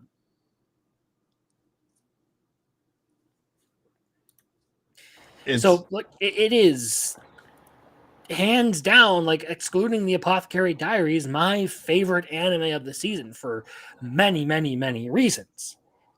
And I like every week, I feel like I am not disappointed in having to try and reassess the whole series because some new piece of information comes out that totally changes the game. Mm-hmm. I'll stop interrupting. You guys can talk. No, it's good. This is your number one, so we want your opinion. I like it. It's just gotten way too confusing for me. I've given up. They're clones. They're not clones. They might be vessels where like they can put other people's bodies in them or whatever. The doctor has both boy and girl parts, but can't reproduce. All that crazy shit, you know. Yeah, well, I've watched enough anime to the point where that really doesn't bother me. Like I expect stuff like that. But it was every episode just leaves me like thinking like, okay, how much more could I be confused about this? But to you being completely confused, all I have to say is Biggles is simple, man. Biggles is simple, man. Very simple, man. This is again, I think super well written. Agree with it. I love, like I said, I love the animation. It's just, this is personal preference. It's great. It's more mystery than, even though it's a romance, the mystery element is well written. It just kind of throws it off a little bit, like seeing because I don't feel like I can count on anything to be real. So it's keeping me, when you're watching a romance, you want to get invested in the characters. When you've got this one where you've got that like big thing in the sky, you've got all these reality bending questions. To me, it almost, even though it's really well done, it's keeping me from investing in the romance of it. Because I'm waiting for the next, I'm waiting for the drop, right? Like I'm waiting for the confirmation, clone, virtual reality, like simulation, what, like what's the twist coming? Because we all know it's coming. We've got enough evidence from the first episode with the Polaroid when she goes to the restaurant. We know there's something going on here that's gonna be a twist. Mm-hmm. And it's like how some people can. It might improve once, depending on how the final twist is executed, Mm-hmm. and I might revisit it and move it up, because then I can be comfortable with the romance because she's hot. She's great. She's quirky and well designed, and the aesthetic is great. The 90s, it's not generic enough for culture. Yeah, I mean, look, if I'm watching a show that's supposed to be a romance, I want to be able, like, Love is War is constantly being goofy and silly, but those two really like each other, so you can invest in the relationship, right? It lets you watch it and know that these complications are gonna end up overcome when you get there. I am not confident that this is not going to end up being some kind of thing where if you watch enough anime, sometimes they go depressing with their sciencey type stuff where you think this is a nice happy romance and then boom, it's virtual reality and she gets deleted. Or she was already dead and this is the last gasp of her like consciousness in this VR environment, or whatever it's going to be. I think there's a place for those sorts of tragic kinds of storytelling. I do like some of those things. At least though it won't be drama riddled like can a boy girl friendship survive? Oh yeah, that didn't make I thought that was going to be your number one, Crimson. Did you not hear the 20-minute rant that I went off on? I don't know, No, like a week and a half ago. No, I already bailed on that time. So there's an interesting thing. So my wife really likes romance novels, as many women do. And one thing she told, I was like, how do you like, what makes a good one and things like, and she told me once, and this stuck with me because I think it applies to anime too. When you're writing a romance and you have to put barriers up to the relationship, you need to make sure it's the kind of thing where a 5-minute conversation couldn't overcome the problems you put in front of them. Like, not even like basically where, you sit, and that's where a boy-girl relationship hits the wall. All of the stupid stuff that they're doing is completely just 1 5-minute talk. It would be solved with like 30 seconds. Yeah. It would be solved with 2 seconds. One of them just has to say, "Hey, I'm in love with you." Yeah, and in fact, since we've also got her older brother like constantly smacking her in the head and telling her just do this, so that's why that show fell. I thought they were gonna do, like, it's fine to maybe set up that initial barrier in the first couple episodes, and it seemed okay at that point but once you have them both admit to themselves in their own internal monologue that they're full on in love with the characters, with the other person, now we've hit the point where just 2 minutes, not like Crimson say, maybe 2 sentences of conversation completely eliminates all the drama. It's like Rent a Girlfriend, and then why that's so stupid. That show is entirely being drawn out by that same problem where 1, 2 or 3 sentence conversation completely eliminates all of the dramatic conflict in that entire manga and anime. So apparently in whatever chapter just came out, that chick in Rent a Girlfriend finally said, yeah, maybe we could. Yeah, she said, yeah, maybe we could. No, this is bullshit. Like, I made a joke in our super secret private chat about how like Gorilla Girl had like more forward momentum on a relationship in like 6 episodes. I wanted to put that on my list. Like, okay, so the squirrel thing, called that. Like, everything that happened in this last episode, I called it, and I was like, yep.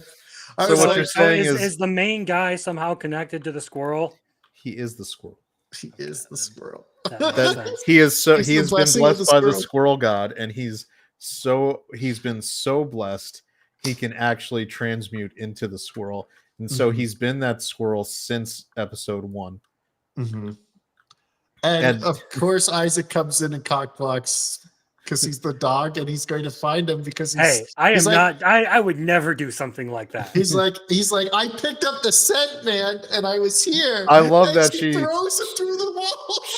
She gets scared, so she gorilla strength accidentally tries to just push him away, and she pushes him through the entire building. She almost kills him. But Crimson, we do get the full confession from both of them where they acknowledge they were stupid, and all they had to do was say it out loud to the other person. and they do it. You're right. It's a 2-sentence thing. One person says one sentence, and the other says one sentence, and then it's done.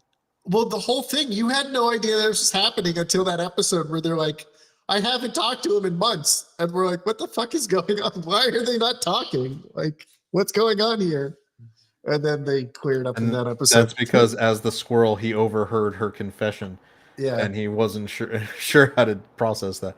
But so no, that show's actually that one has been upticking, and I've been enjoying for what it is. It's a silly, generic romance. Like generic romance / fantasy thing. It's the true generic romance. But no, but this one to me, depending on how that final twist is, I think could very easily end up in my top 5 for the season. Once I have confidence, and like Crimson you said, it could be fine if it goes the depressing route. I just want to kind of know to be able to process what it is as a whole package. Like, well, I think they've given us enough information at this point to say that the way they're doing like the whole mystery around like the real Reika versus the fake Reika, it kind of seems like she's somewhere in between. So I don't think there's any chance right now. I don't think there's any chance of her being deleted at the end of the series. You say that, but I've watched animation for a long time, and they love to kill characters. We've been watching it longer than you've been alive, Crimson. You've been watching it for 25 years? I have been. Yeah. Not this show, but I lived in Japan in the mid-'80s. I was watching anime live in person as a child since 1984. I forget. You guys are much older than me. Yeah, I normally say that to my friends who are actually like younger than me. So weirdly enough, I've been watching anime since like 1997, and I just didn't know it was anime. And then when someone asked me, like, Biggles, like, I love those cartoons. Yeah, I thought they were just cartoons, man. It just came from Japan. And every weeb in the room turned their head to you with a murderous intent. With the audible, no, first like, there's the audible groan, like, tourist. Right? I was like, oh yeah.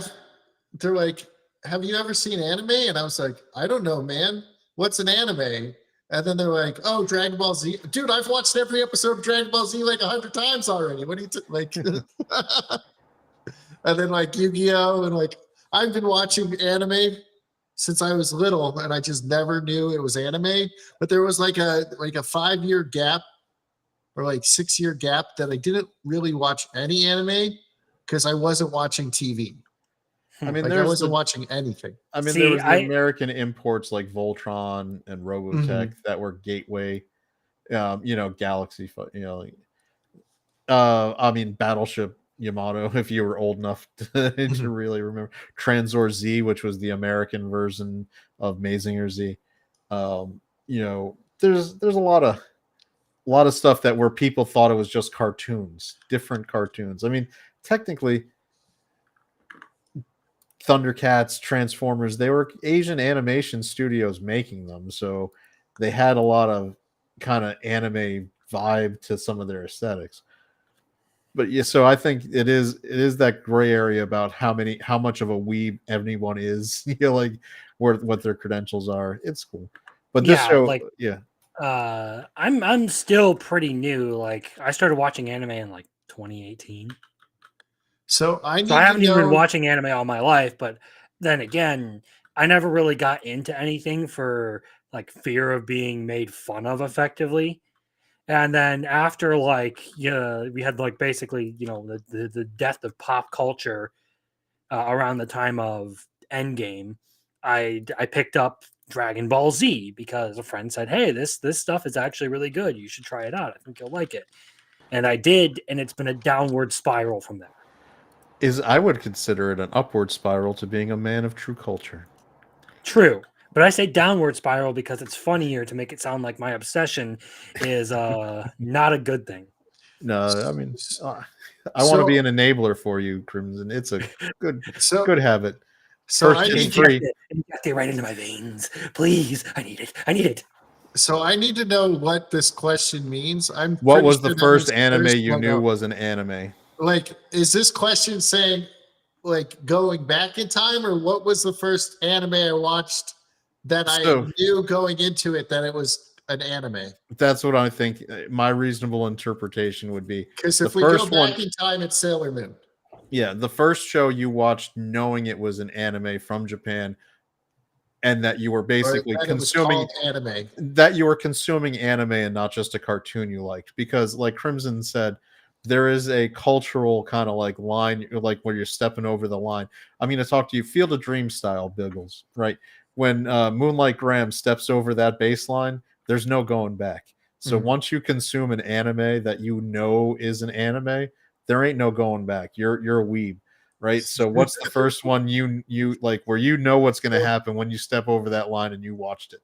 So the first one I knew specifically was an anime. Going in, watching it as an anime was Neon Genesis Evangelion because Lethal kept talking about it and said it is his favorite anime.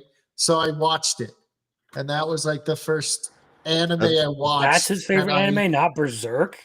The knew. dude practically gets fully erect anytime someone says the word Berserk. And Or he does yeah, the it's same like thing if gold. someone says It's like Masato. Apocalypse. I'm not Apocalypse. Eclipse arc. Eclipse. It's the Eclipse Lethal. like, are you happy now? Do you know? Are you okay with what happened to Sasuke? You piece of shit. It's like, no. Um, And that was there's 5 years ago when I that met you watched. Lethal. Yeah. That was So the first time I actually knew that it was like anime, but like I've been watching it forever and I just thought it was just cartoons.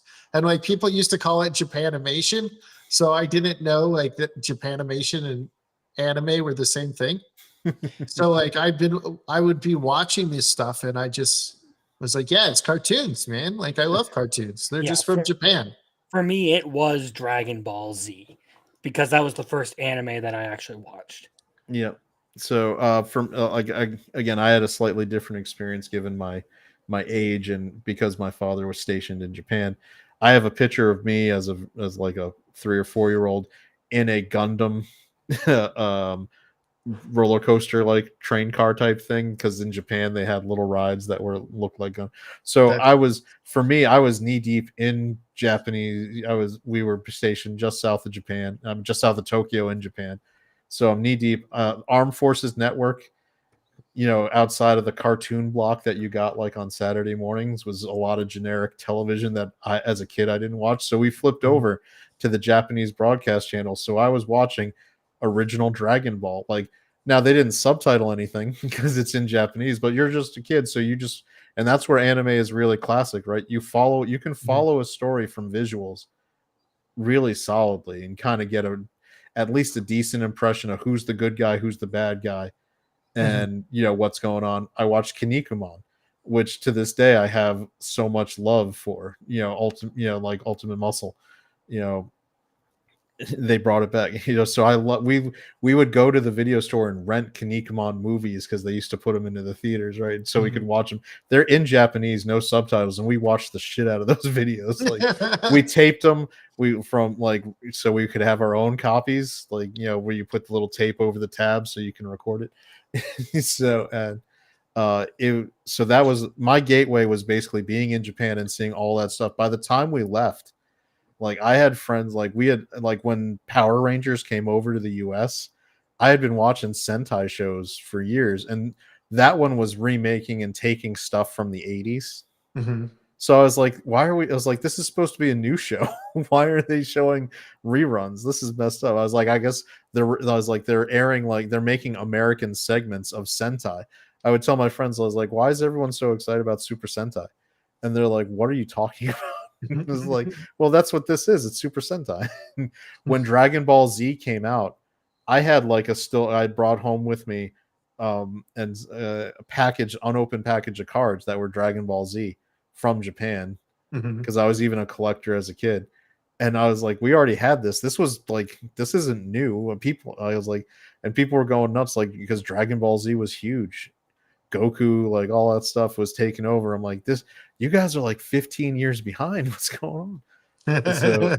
So it's a slightly different experience when you got to do it, but it was great because over there's no as Crimson mentioned, there's definitely at least, and it's starting to go away, but there's still like a stigma for when you're a Western anime fan that you're like you're doing it because you're an incel, you're a perv, you're this, that, or the like all the pejoratives that go along with people misunderstanding, just enjoying the content that gets made.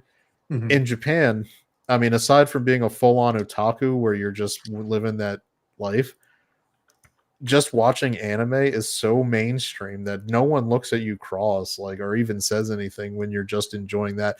It's only when you go full like otaku that they start saying you're going too far, at that point. Where you can quote every word. Yeah. Like the teacher in like the dad in Reincarnated as a villain, like where he's like, yeah, but there's the teacher in the new show that's Let's watch. Yeah, in Witch Watch, the teacher in Witch Watch.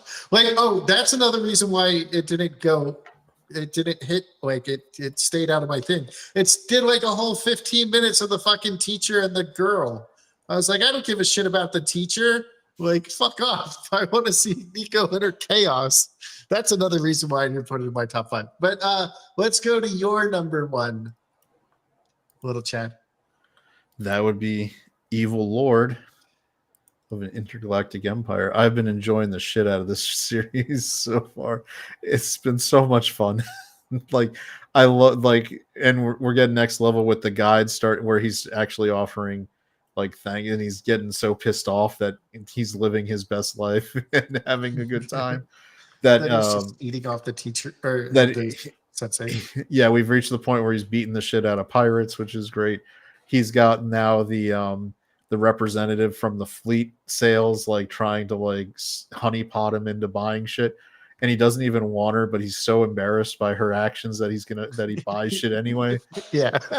And it's pissing off his fake fake samurai teacher, who by the way is like, how I made up this bullshit skill and he actually did it. God damn.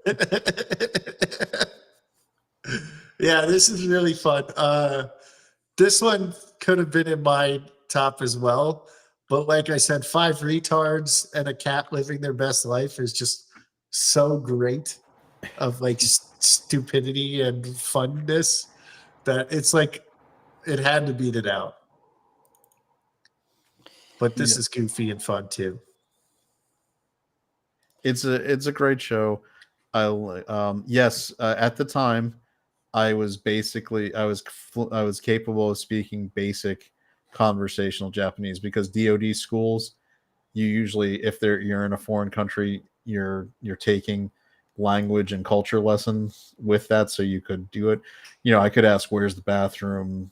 Konnichiwa, mush mushi, all the, and I wish I had stuck with it because you being someone who can speak and translate Japanese can get you paid because it's such a tough language for Western people to adopt later in life. So, but when I came back over, you lose it because it's like, why do I need to keep speaking Japanese? I'm with American kids all the time now. So, but yeah, we used to go to Tokyo Disney, all sorts of stuff like that, where you're talking with the characters in Japanese. But it was a great experience. Good stuff. I highly recommend it for any weeb if they can financially swing it to spend some to go over and take a trip, because it's just a fun culture. I'm planning on doing it at some point here. We'll do a meetup. All 3 of us go together. We'll do a group. Well, yeah, we'll do the group tour rate so that it's cheap. the Biggles crew raid Japan. Yeah, we'll do it. We'll even record shit. Let's do it. Let's plan something. So there are places where that's actually illegal to record. Well, we'll figure it out. Yep. So but this show's been great. I love the Amagi, the robot maid, is great character work design. I love the mech design. You can see this is the same guy who did Trapped in an Otami game. The mech design is very similar to Leon's in that the big bulky mech. He's got an aesthetic which is look, a mech is generally operates on different principles, so it doesn't have to be sleek and tiny. It can be an overpowered hulking thing, and that's where there's and Biggles knows this probably from getting ready to work on his stuff. You can see the design aesthetic similarities between the two. Well, it's funny that you say that because the studio who does the light novels on Audible are the same studio that does each thing. So I wonder if that's just like the publishing company that also Seven does Seas, the right? anime. Yeah, yeah. Yeah. I don't know, but I appreciate that the writer or mangaka, yeah, because Liam and Leon share a lot of similarities in that they're just having a good, like, they're just living their best life. They Mhm. feel like their previous life didn't end, like ended on a sour note. In this case, he got NTR'd. But in Yeah, that's another Leon's, thing I don't like to think about. The first couple of episodes. Yeah. But no, like The thing that Leon, sucks about this is NTR isn't a problem if you don't give a shit about the characters. The thing is, you give a shit about the main character yeah, Yep. that's in this why one. he And that's why that first episode kind of fucking sucks to watch because NTR is a crime. against humanity. I believe it. Um, but no, like Leon is the one who's not. He's the only one not getting cucked in that fucking world. Everybody else is. I mean, Leon, you got to admire him. What, he was 5 when he got his robot, and he immediately was like, "We're going in the No, other he room." was 15 when he got. Oh no, He Liam. was You said Leon. Liam. I'm gonna end up messing it up Liam. because they're sort of the same character. They're like They're very they're similar. yeah, like I mean, they're even building a similar kind of harems crew on this. Mhm. Plus, later on, this one has if you read the light novels, has a similar later twist that you get in. You again, the writer is telegraphing some of his same moves, Mhm. but it is in this case a more interesting one. Crimson, have you read ahead or looked at any of those? As far as the light novels go, the only experience I have is there is a guy who is regularly in my chat by the name of Muffler Tape, who is a reader of this series. All And right. he says Yes. that so far they've been following the light novels pretty well. So, Yeah. Marcel So said he just watched it too, or just read it. yeah, yeah. actually, I saw he said that earlier. Mhm. Yeah. So there's gonna be a similar, like, if you have read further than the anime in Trapped in Otami game, Trapped in a Dating Sim, Mhm. then there's a similar later twist that you get in terms of the, like, reincarnation stuff, which I think works again pretty well for But the with the especially. dog, right?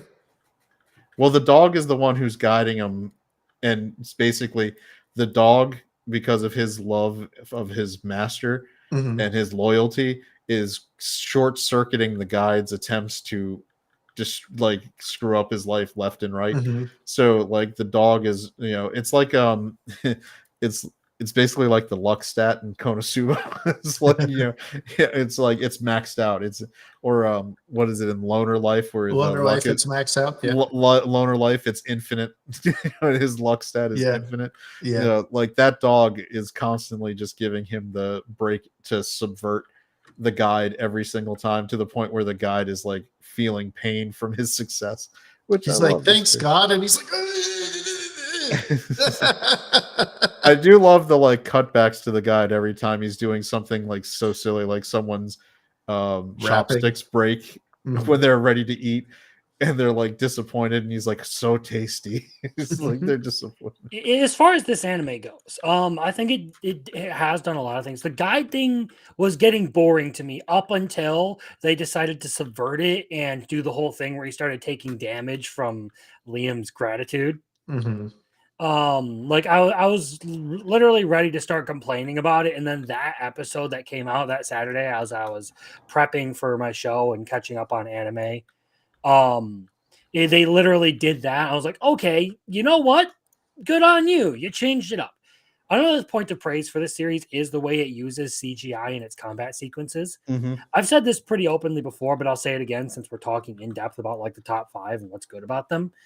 In most series, when they use CGI, they use it for like the actual like dramatic, the actual like action portion of the fight scene. In this, they properly animate the fight part, but in the transitional sections, they use CGI, which is an interesting way to go about it because now you're getting rid of some of the workload that it would take to actually, animate something like that, while also keeping the best parts of it that fans will like. And that's a good way to think about using the technology. And I hope it kind of catches on because as more and you're not going to get studios to stop using a time and money saving tool like that. It's just not going to happen. That's unrealistic. But if they start using it in better ways, that's better for fans and for the animators themselves. So I hope that this tactic catches on. And looking forward, like being forward thinking, if this is the kind of thing where we talk about, you mentioned earlier in the show how China doing the AI dubs, it's shit right now. Mm-hmm. But AI, generative AI, where it would be able to shine is to basically, like Crimson saying, where you're using CGI to do those transitions. Mm-hmm. That's something where an animator working with a well-trained CGI tool set would be able to force multiply tons of that kind of stuff because that's the kind of thing where AI could be trained very well to assist with being able to do a lot of that kind of work. Mm-hmm. And that's where you're gonna. I think we're actually probably, if we get studios who get trained up on doing stuff like that, like Crimson saying, where you can take some of the really skilled animators and dedicate them to those other tasks, the actual fight scenes, some of the actual animation. You get some of the more average animators, give them some AI tools to work transitions, like background, some of those things where CGI is already well suited for those things in anime. We could be seeing an era where we could start increasing the speed of turnaround with high quality animation, where the animation ends up getting better because they can dedicate the best animators to the parts that matter and use a crew of maybe less skilled animators to do a lot of that grunt work at a more efficient pace. Especially if you have more and more people like Vincent Chansard getting into this, which he's the guy behind the animation for the Garfield fight in season 3 of ReZero. God, that was so fantastic. Yeah. He's also doing a lot of the new One Piece fights. And the latest episode of My Hero Academia Vigilantes he worked on. Speaking of, yeah. If you get more and more people like that involved in like keyframing and doing the actual animation work for like really like highly anticipated fights, you will have a whole lot better anime coming out. Yeah, that's where I hope we got, like, obviously that's a fingers crossed kind of thing, because you could go the other direction where executives at the studios want to cheap out and use AI to try to eliminate especially if jobs. this entertainment tax is going to start affecting anime and shit. Yeah, well, that hasn't gone. That, I think that's bluster to try to get, just as we saw today with tariffs, getting adjusted down as they're negotiating the deal. mm-hmm. I think that whole thing if you have ever read Trump's writings and followed it in The Art of the Deal, he's very clear about what he does when he negotiates. He does a big ask so he can come down and do a reasonable I know thing. my dad, technically my boss, was talking about it today while we were framing and shit. So I wouldn't be so worried about that.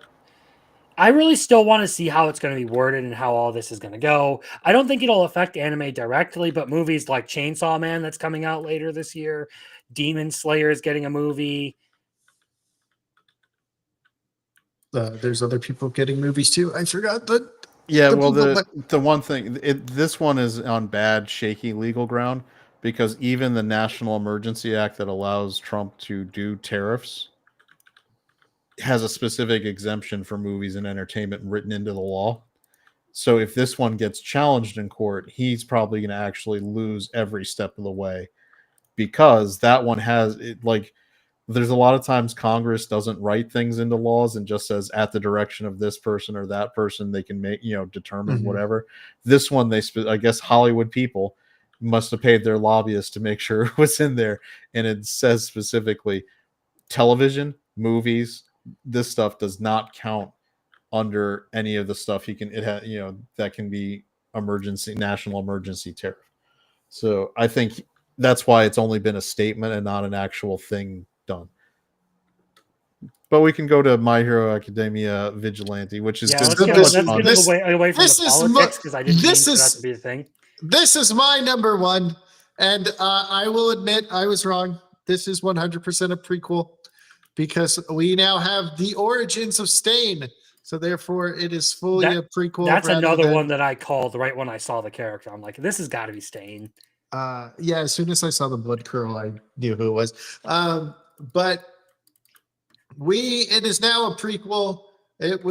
I said it was just another story in the world that took place beforehand, but it looks like it is directly related, even though it had like some of the characters, but it was not related. But now we have the origins of Stain, the hero killer. So I take it back. It is a prequel. Now, what do I love about this show? Pop Step. I was gonna say Pop Step. Crawler and Knuckle Duster, the vigilantes. Oh, I also like that we got Ingenium, the original Ingenium, and we see why Tenya looked up to him so much. We see why Stain happens to be like this. We got this crazy ass bitch, this one, that will poison people with a trigger, whether she likes it or not. We got the Yakuzas in it, so we got that as well. Oh yeah. Also about the crazy ass bitch. How the fuck did she live? She might not have an eye there. So it might still, did you see how long that knife was and how far into her skull it was? Yes, I did. Maybe there's nothing there on that side of her face because of her quirk. I don't know. Again, then how the fuck is she alive? Because that means like she got lobotomized by One for All or something, or All for One. Oh, maybe. So the OP is probably my favorite in the entire season. All right. And then I really like how Knuckle Duster is just like, Stain is like, I don't want anything to do with you. You're not a bad guy. And he's like, cross this line. And then he's like, you know what? I'm going to retreat and go chart. And Knuckle Duster just steps over the line and fucking punches him in the face. Just like, yeah. I like the two high school kids that are like big Pop Steps fans. And they're like, hey, we got you this guy as a recruit. We got you this, right? They're middle schoolers. Yeah, that's what I meant to say, middle schoolers. I thought I said junior high. No, you said high school. Oh, my bad. I meant to say junior high. And then you got like the Spike guy, and Crawler's like, yeah, I'm going to save you anyways, right? Even though you've caused trouble before, you're not a bad guy, so I'm going to save you. Which is very much like All Might, right? And I also like in this last episode where Knuckle Duster is like, I'm saying like too much, where Knuckle Duster says they put on the mask and then they think there's someone else, and it's Koichi that it's showing when they're doing it. Mm-hmm. So it's like kind of hitting home to other people. I like how I just really like the world of My Hero Academia, and I love how it puts all the stories together, even though these are completely different characters, and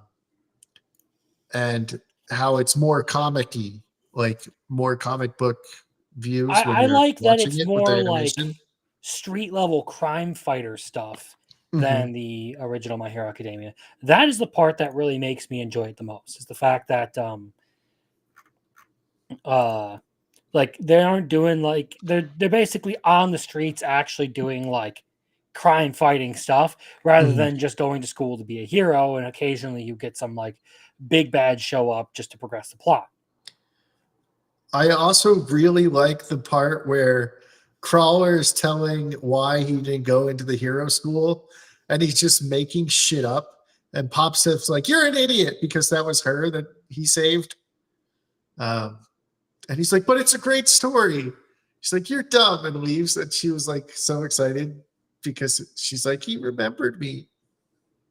But no. And she hated him after that. But yeah, I just really like the characters in this. I love the world. I like how you said there's the more crime fighty kind of on the streets. I like how Pop Step breaks into concerts a lot. It's just a lot of fun. And that's why it's my number one. Anybody else want to talk about it? I mean, I really enjoyed, just like you said, the street level view of the My Hero world is a great storytelling element. I think we talked. I mean, I've talked about how I think this really shows that going outside of the main storyline has a lot of potential for My Hero, and I just hope that the downside is this is a really strong, and now that we know officially prequel, Mhm. I would hope that other things that they would do, there is a possibility of tarnishing and having diminishing returns. Just Mhm. because this spin-off was really well done and is being really well executed doesn't mean every spin-off will be well done and well executed. Mhm. You don't want continuations just for the sake of continuations.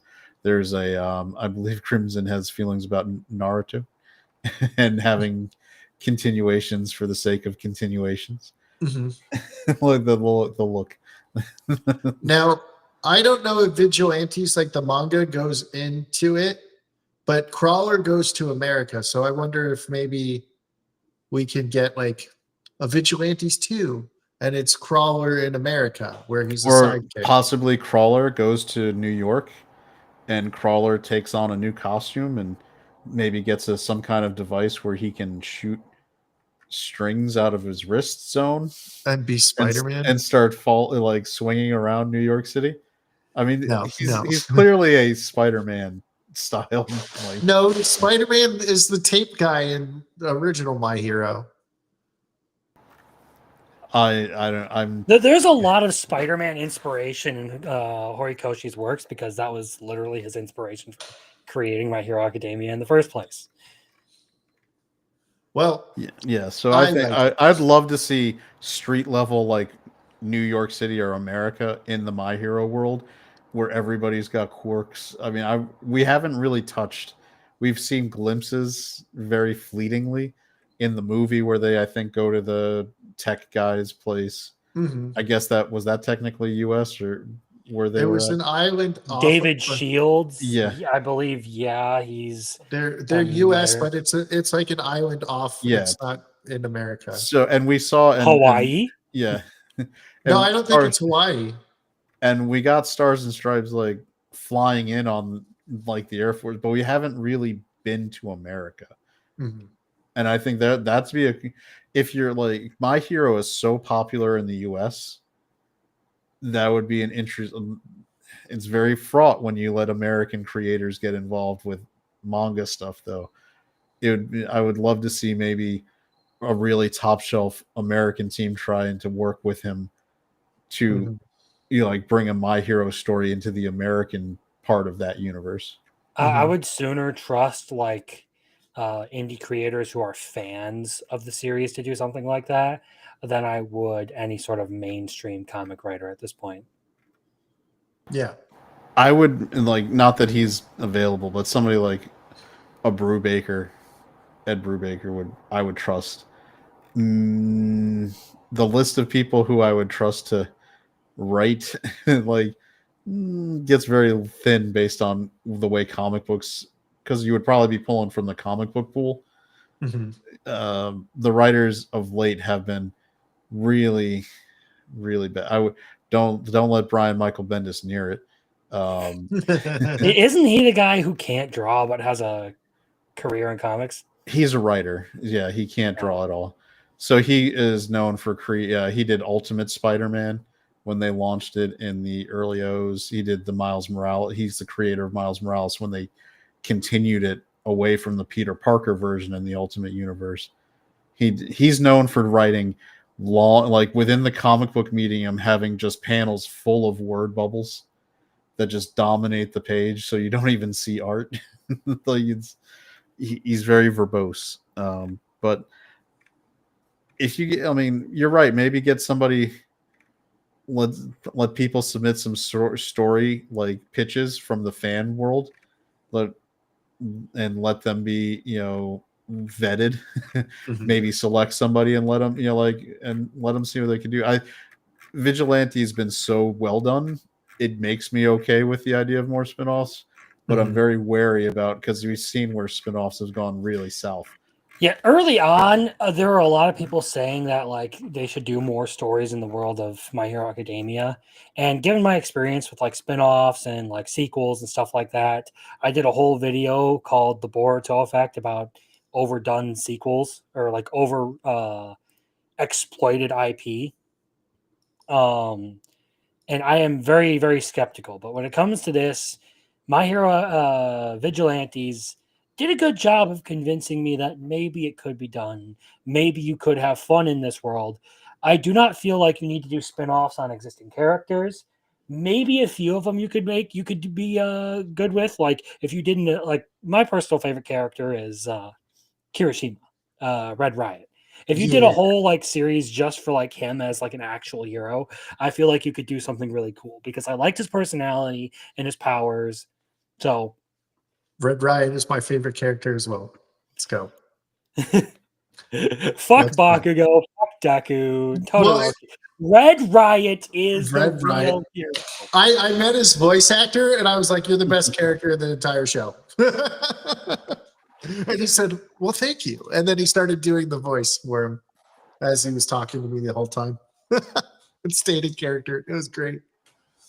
But yeah, this is my number one. But the part we've all been waiting for, the true number one of this season, nothing does it better. Apothecary Diaries, and I missed the X. Okay, there we go. You want to retake that victory lap, Crimson? All right, so Crimson's running around, he was right. And Crimson's just going to be doing that like one beam. F you, I was right. F you, I was right. Oh, you mean this? Fuck you, I was right. Fuck you, I was right. Fuck you. Okay, so I was also kind of right when I said that I shouldn't be yelling. It's 10 o'clock. There are probably people trying to sleep around here. When I said, I thought when she said Shisui, what's her fucking name? Shisui looked like the other girl. when I said she looked like the other girl, the sister, that was the one who faked her death. So I was kind of right on that part.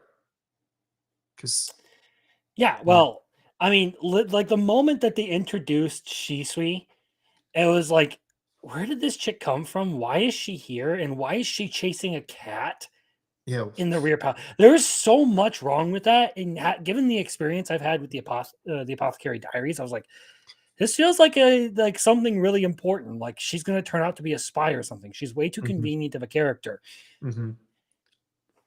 Sauce Radar was correct. Crimson has won. He is the correct winner. But again, this one is doing the exact same thing that season one did really, really well. It basically put a lot of like random things in there and has like come back around in latest episodes to tie it all into one major plot point right at the end. And honestly, it felt a little dodgy there for a little while. Like about a third of the way through the season, things started to feel like, okay, this is not the best this show has ever been, but okay, I'm going to gut it out because the first season caught me really off guard with how good it was at the very end. And I'm kind of glad I did because dang, it was worth it. I agree. Mao was in this last episode for only 6 seconds as well. So I counted. But what a 6 seconds. I'm kidding. Dude, I love how her dad was like breaks through the wall and was like, I'm coming, like to save his, like trying to find his daughter. Oh yeah, Lacan being an obsessed father. Yeah, that part of it is funny. And then like the brother, or well, not really like biological brother, but the adopted brother, basically, because it's his kid, was like, look, there's embezzlement going on, which will probably lead to them finding where they're going. So I just love how everything strings together in this. It's just so good. The characters are so good. Uh, the quack doctor that she called the one she calls the quack. He's like, how can I help when she's pregnant? And they're like, go take care of the cat. Like they just ship him off to go do the. Yeah, well, one of the things as far as this goes is I'm wondering how this is going to play out, because it feels like it's something like it's kind of too late to put a stop to any sort of army or whatever that's being formed out of all this. So I'm really curious as to where all of this is going to lead, because I feel like it's not going to come to a head in like this season. But sorry about that. Given the Apothecary Diaries track record, something big is going to happen here at the end, and then we'll probably have to wait for more of this series, because that's how it goes. Yeah, I'm wondering where they're going to go. I'm basically sitting here like, how are they going to tie this up? Where are they going to go with it all? I think we've all what can they possibly do to like really tie this all together well right at the end? Yeah, we've all avoided moving forward with any spoilers for this show because it's so good. Just watch it as an anime only, and then once we're done, we'll read it all. Yeah, no, I think well, they've already renewed it again, right? I don't know. I haven't heard anything about it. Usually they'll announce it right after it finishes. Yeah. So if I get a renewal, I'll stop. I won't. If I don't see a renewal, I might give in. But I'm trying, because the anime has been so good. I don't want to get into any issues where I start having missed content, cut content, like issues. It's because this is so well written and so well done as an anime. And I'm sure the manga or light novels, whatever the source material, are just as good or better. I don't want to. It's as an example, Harry Potter, right? Like my brothers were younger, really loved Harry Potter. I was outside the window for the books, so I only saw it as movies, and so I really enjoyed the movies. I thought they were well done and entertaining. My brothers who read the books and had that emotional attachment to the book were like a lot of anime, like this was cut, this was cut, this was cut. I was like, you can't just enjoy it for what it is. I don't want Apothecary Diaries has been so good. I don't want to actually have a situation where I don't enjoy it for how good it actually is. Because this anime is so top shelf, so well done. I don't want to have anything that makes me question it, because it wouldn't be fair to it. As I'm sure there's cuts that, like anything else, where they have to adapt it. But it's been, from an anime only perspective, it's been great. It's been stellar. It's been like superb. It's like Freerun. I have no idea what the Freerun source material covers, because the anime was so utterly perfect. I'm not going to ever touch that one till the anime is like done, because I don't want to not enjoy the anime. And that's how I feel.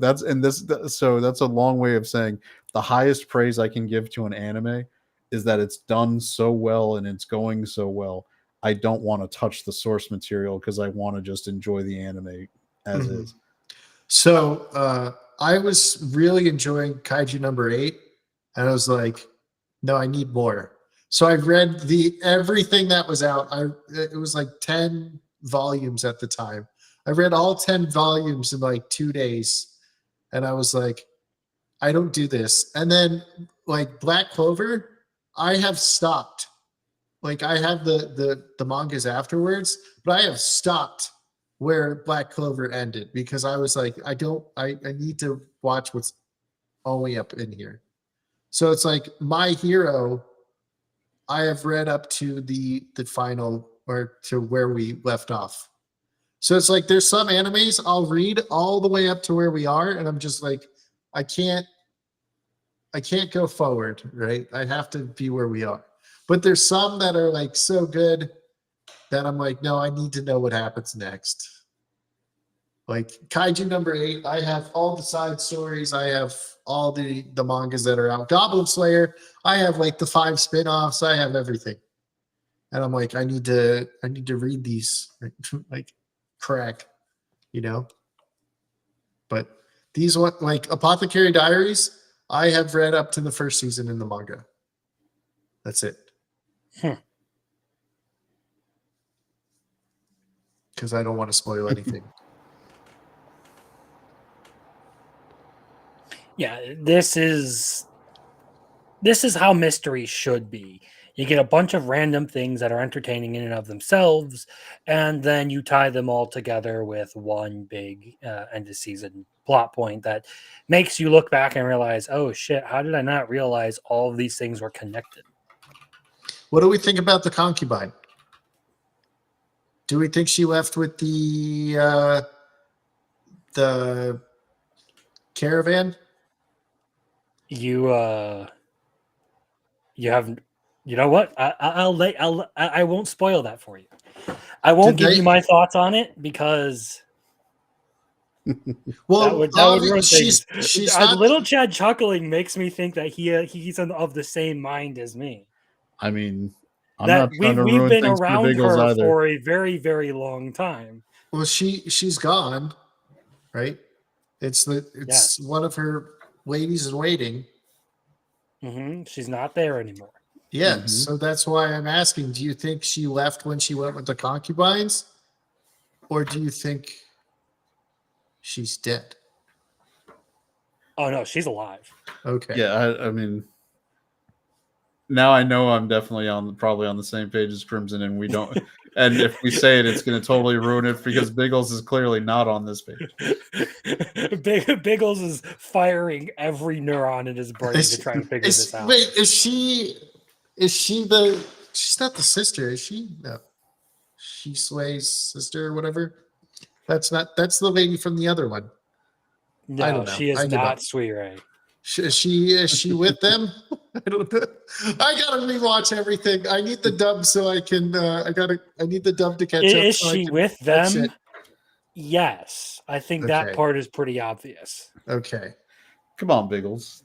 Man, I am fucking retarded. Okay. The answer is right there in front of you. This is gonna be just like her.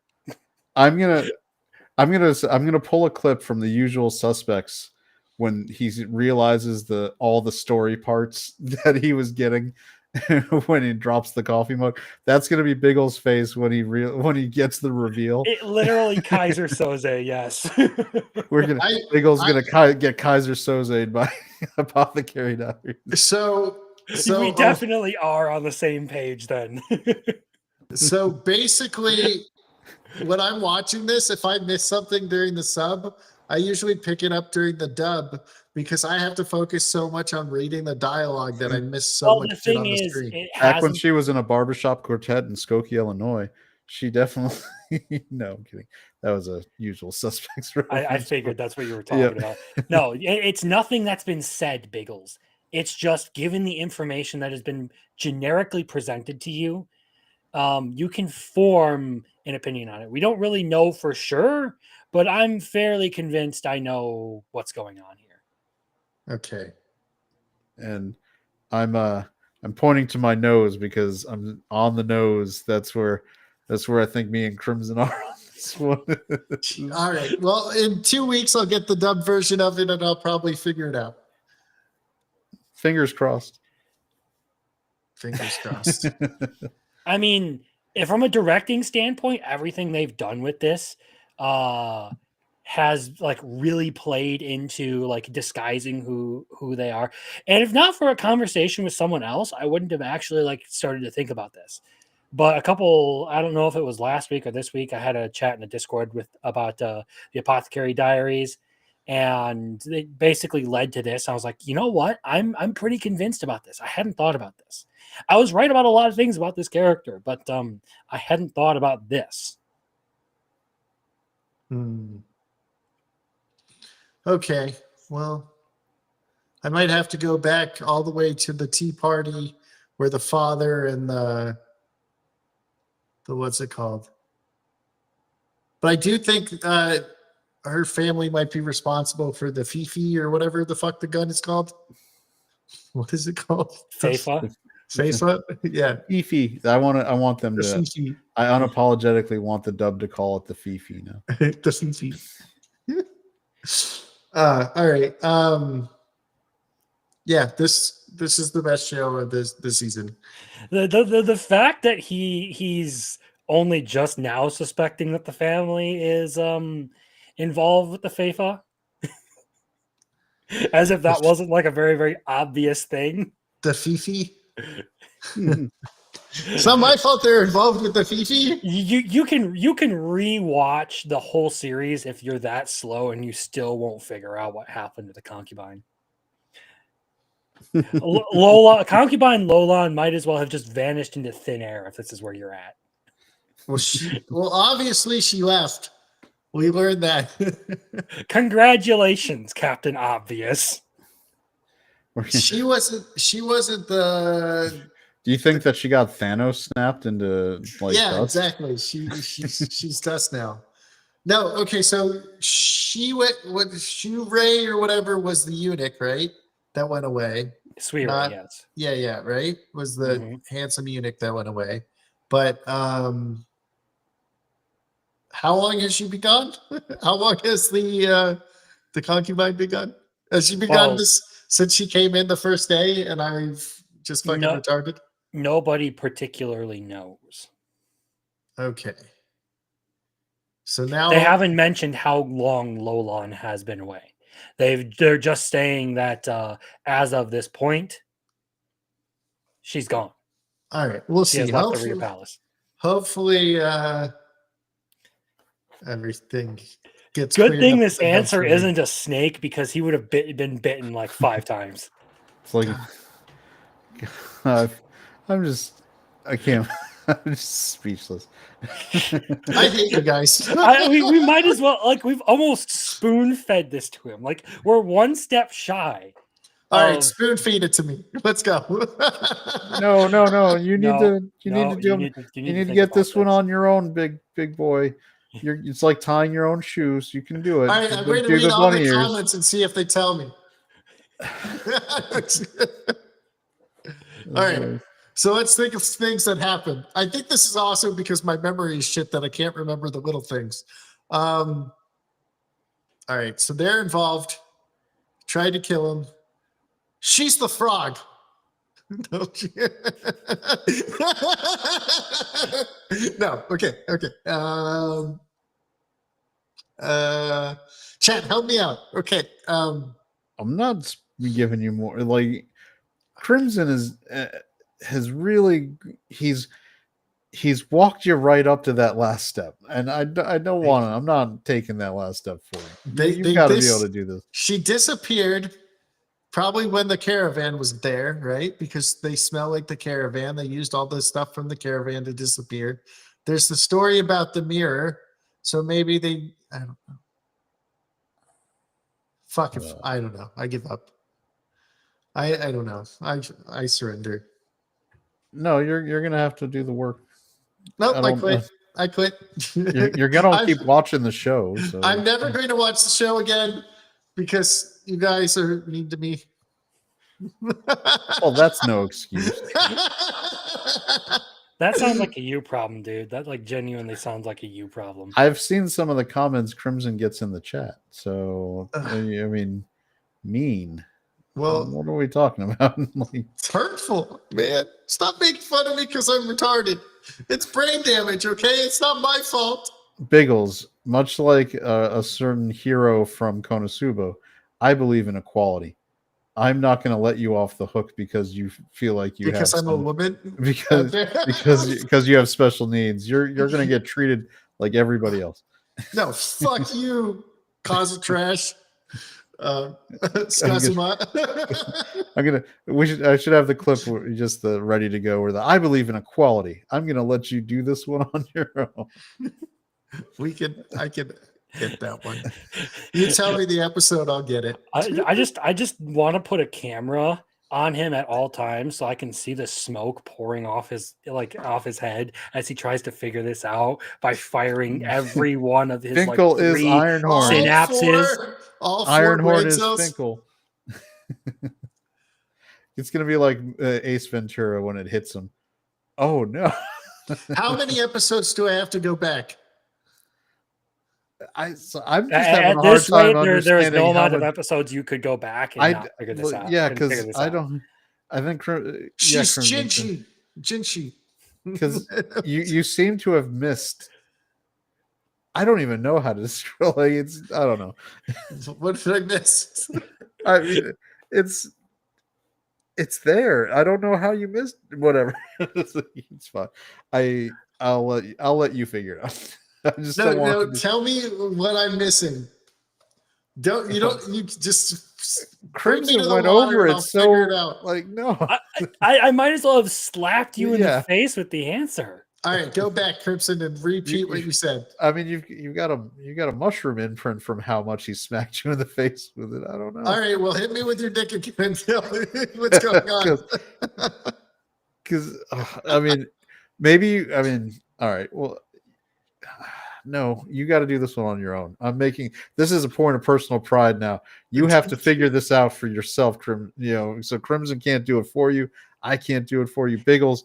Only you can help yourself. It so she's frustrates me gone. almost that he can't figure this out because I feel like it is very, very blatant. She's part of like the Mother Royal bloodline, isn't she?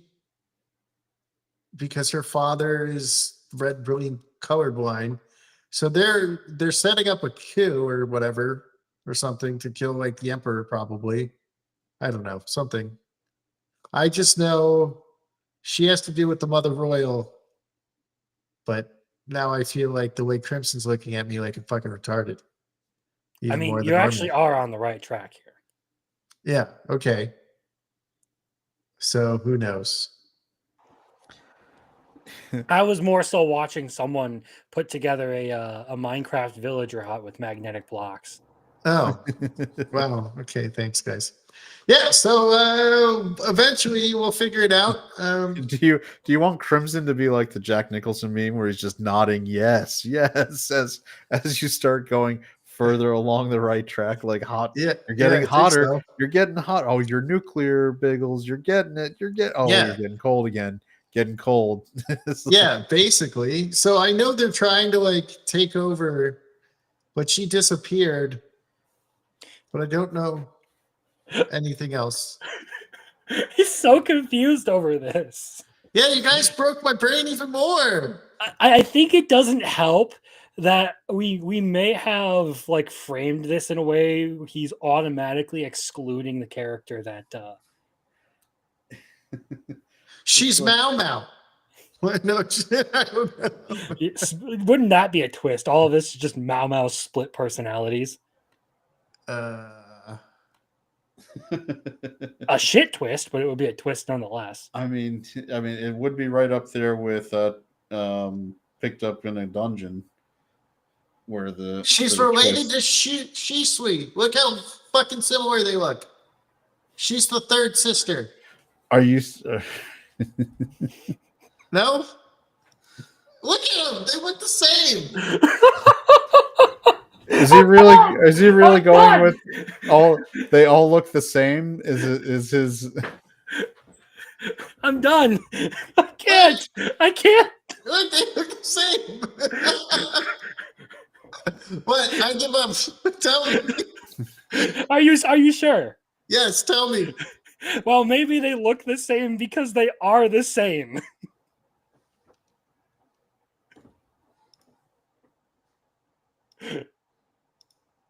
Yeah, they look the same. Oh my god.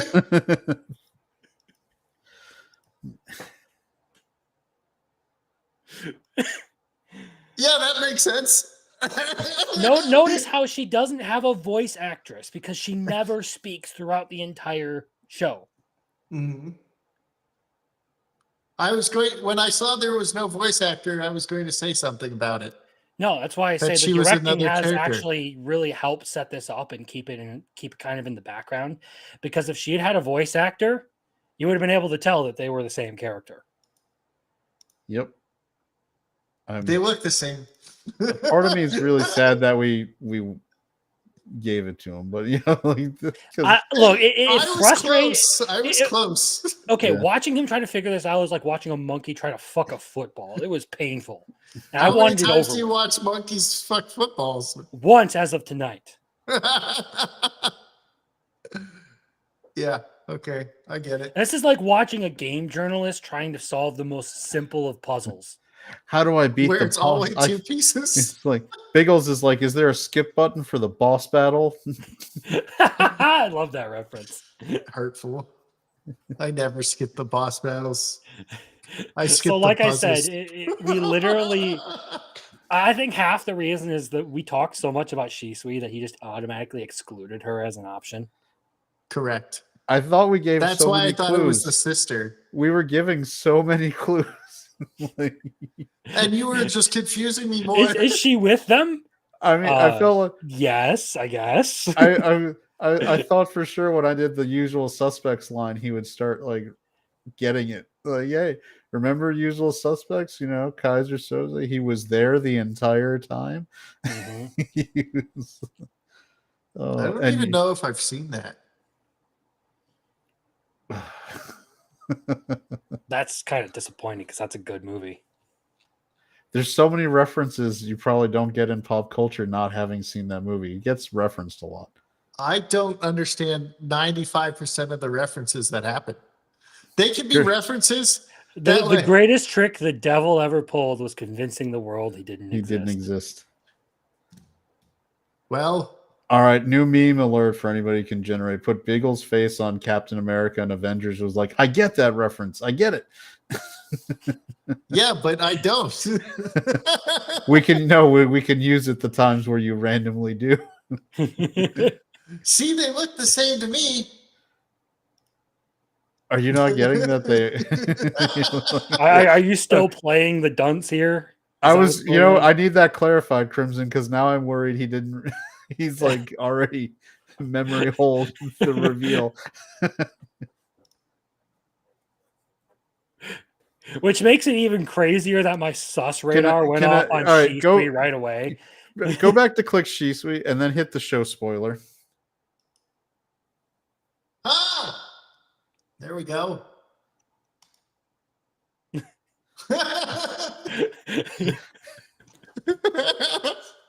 That was a lot of fuckery. Man, they look the same to me. And it all makes sense. Oh my god, this is crazy. It's like from all the it's right there, Biggles. It's been there the entire time. Is she with them? Is she, Biggles? Is she with them? Well, she left her the caravan, so no, she didn't leave during the caravan. Well, then the final reveal with hold on, they look the same to me was the best. At that point I was down. I was just like, he's literally right there. Is she a third? He's like right on the answer. Is she a third? Like certified Aqua moment. Certified Aqua moment. all right, well, that's how we'll end it. I'm gonna have to look up how to put the face and isolate this. I'm gonna take that scene from Konosuba where they're tasting the wine and saying all the wrong things, and I'm gonna put Biggles' face on it, and I'm gonna just have Crimson be the waiter when it's like, actually, no, it's not.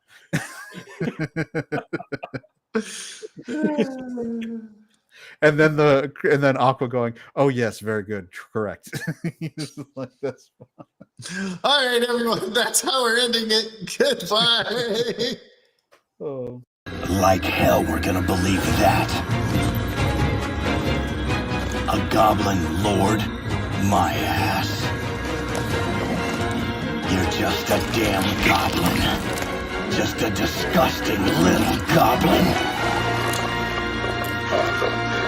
And me.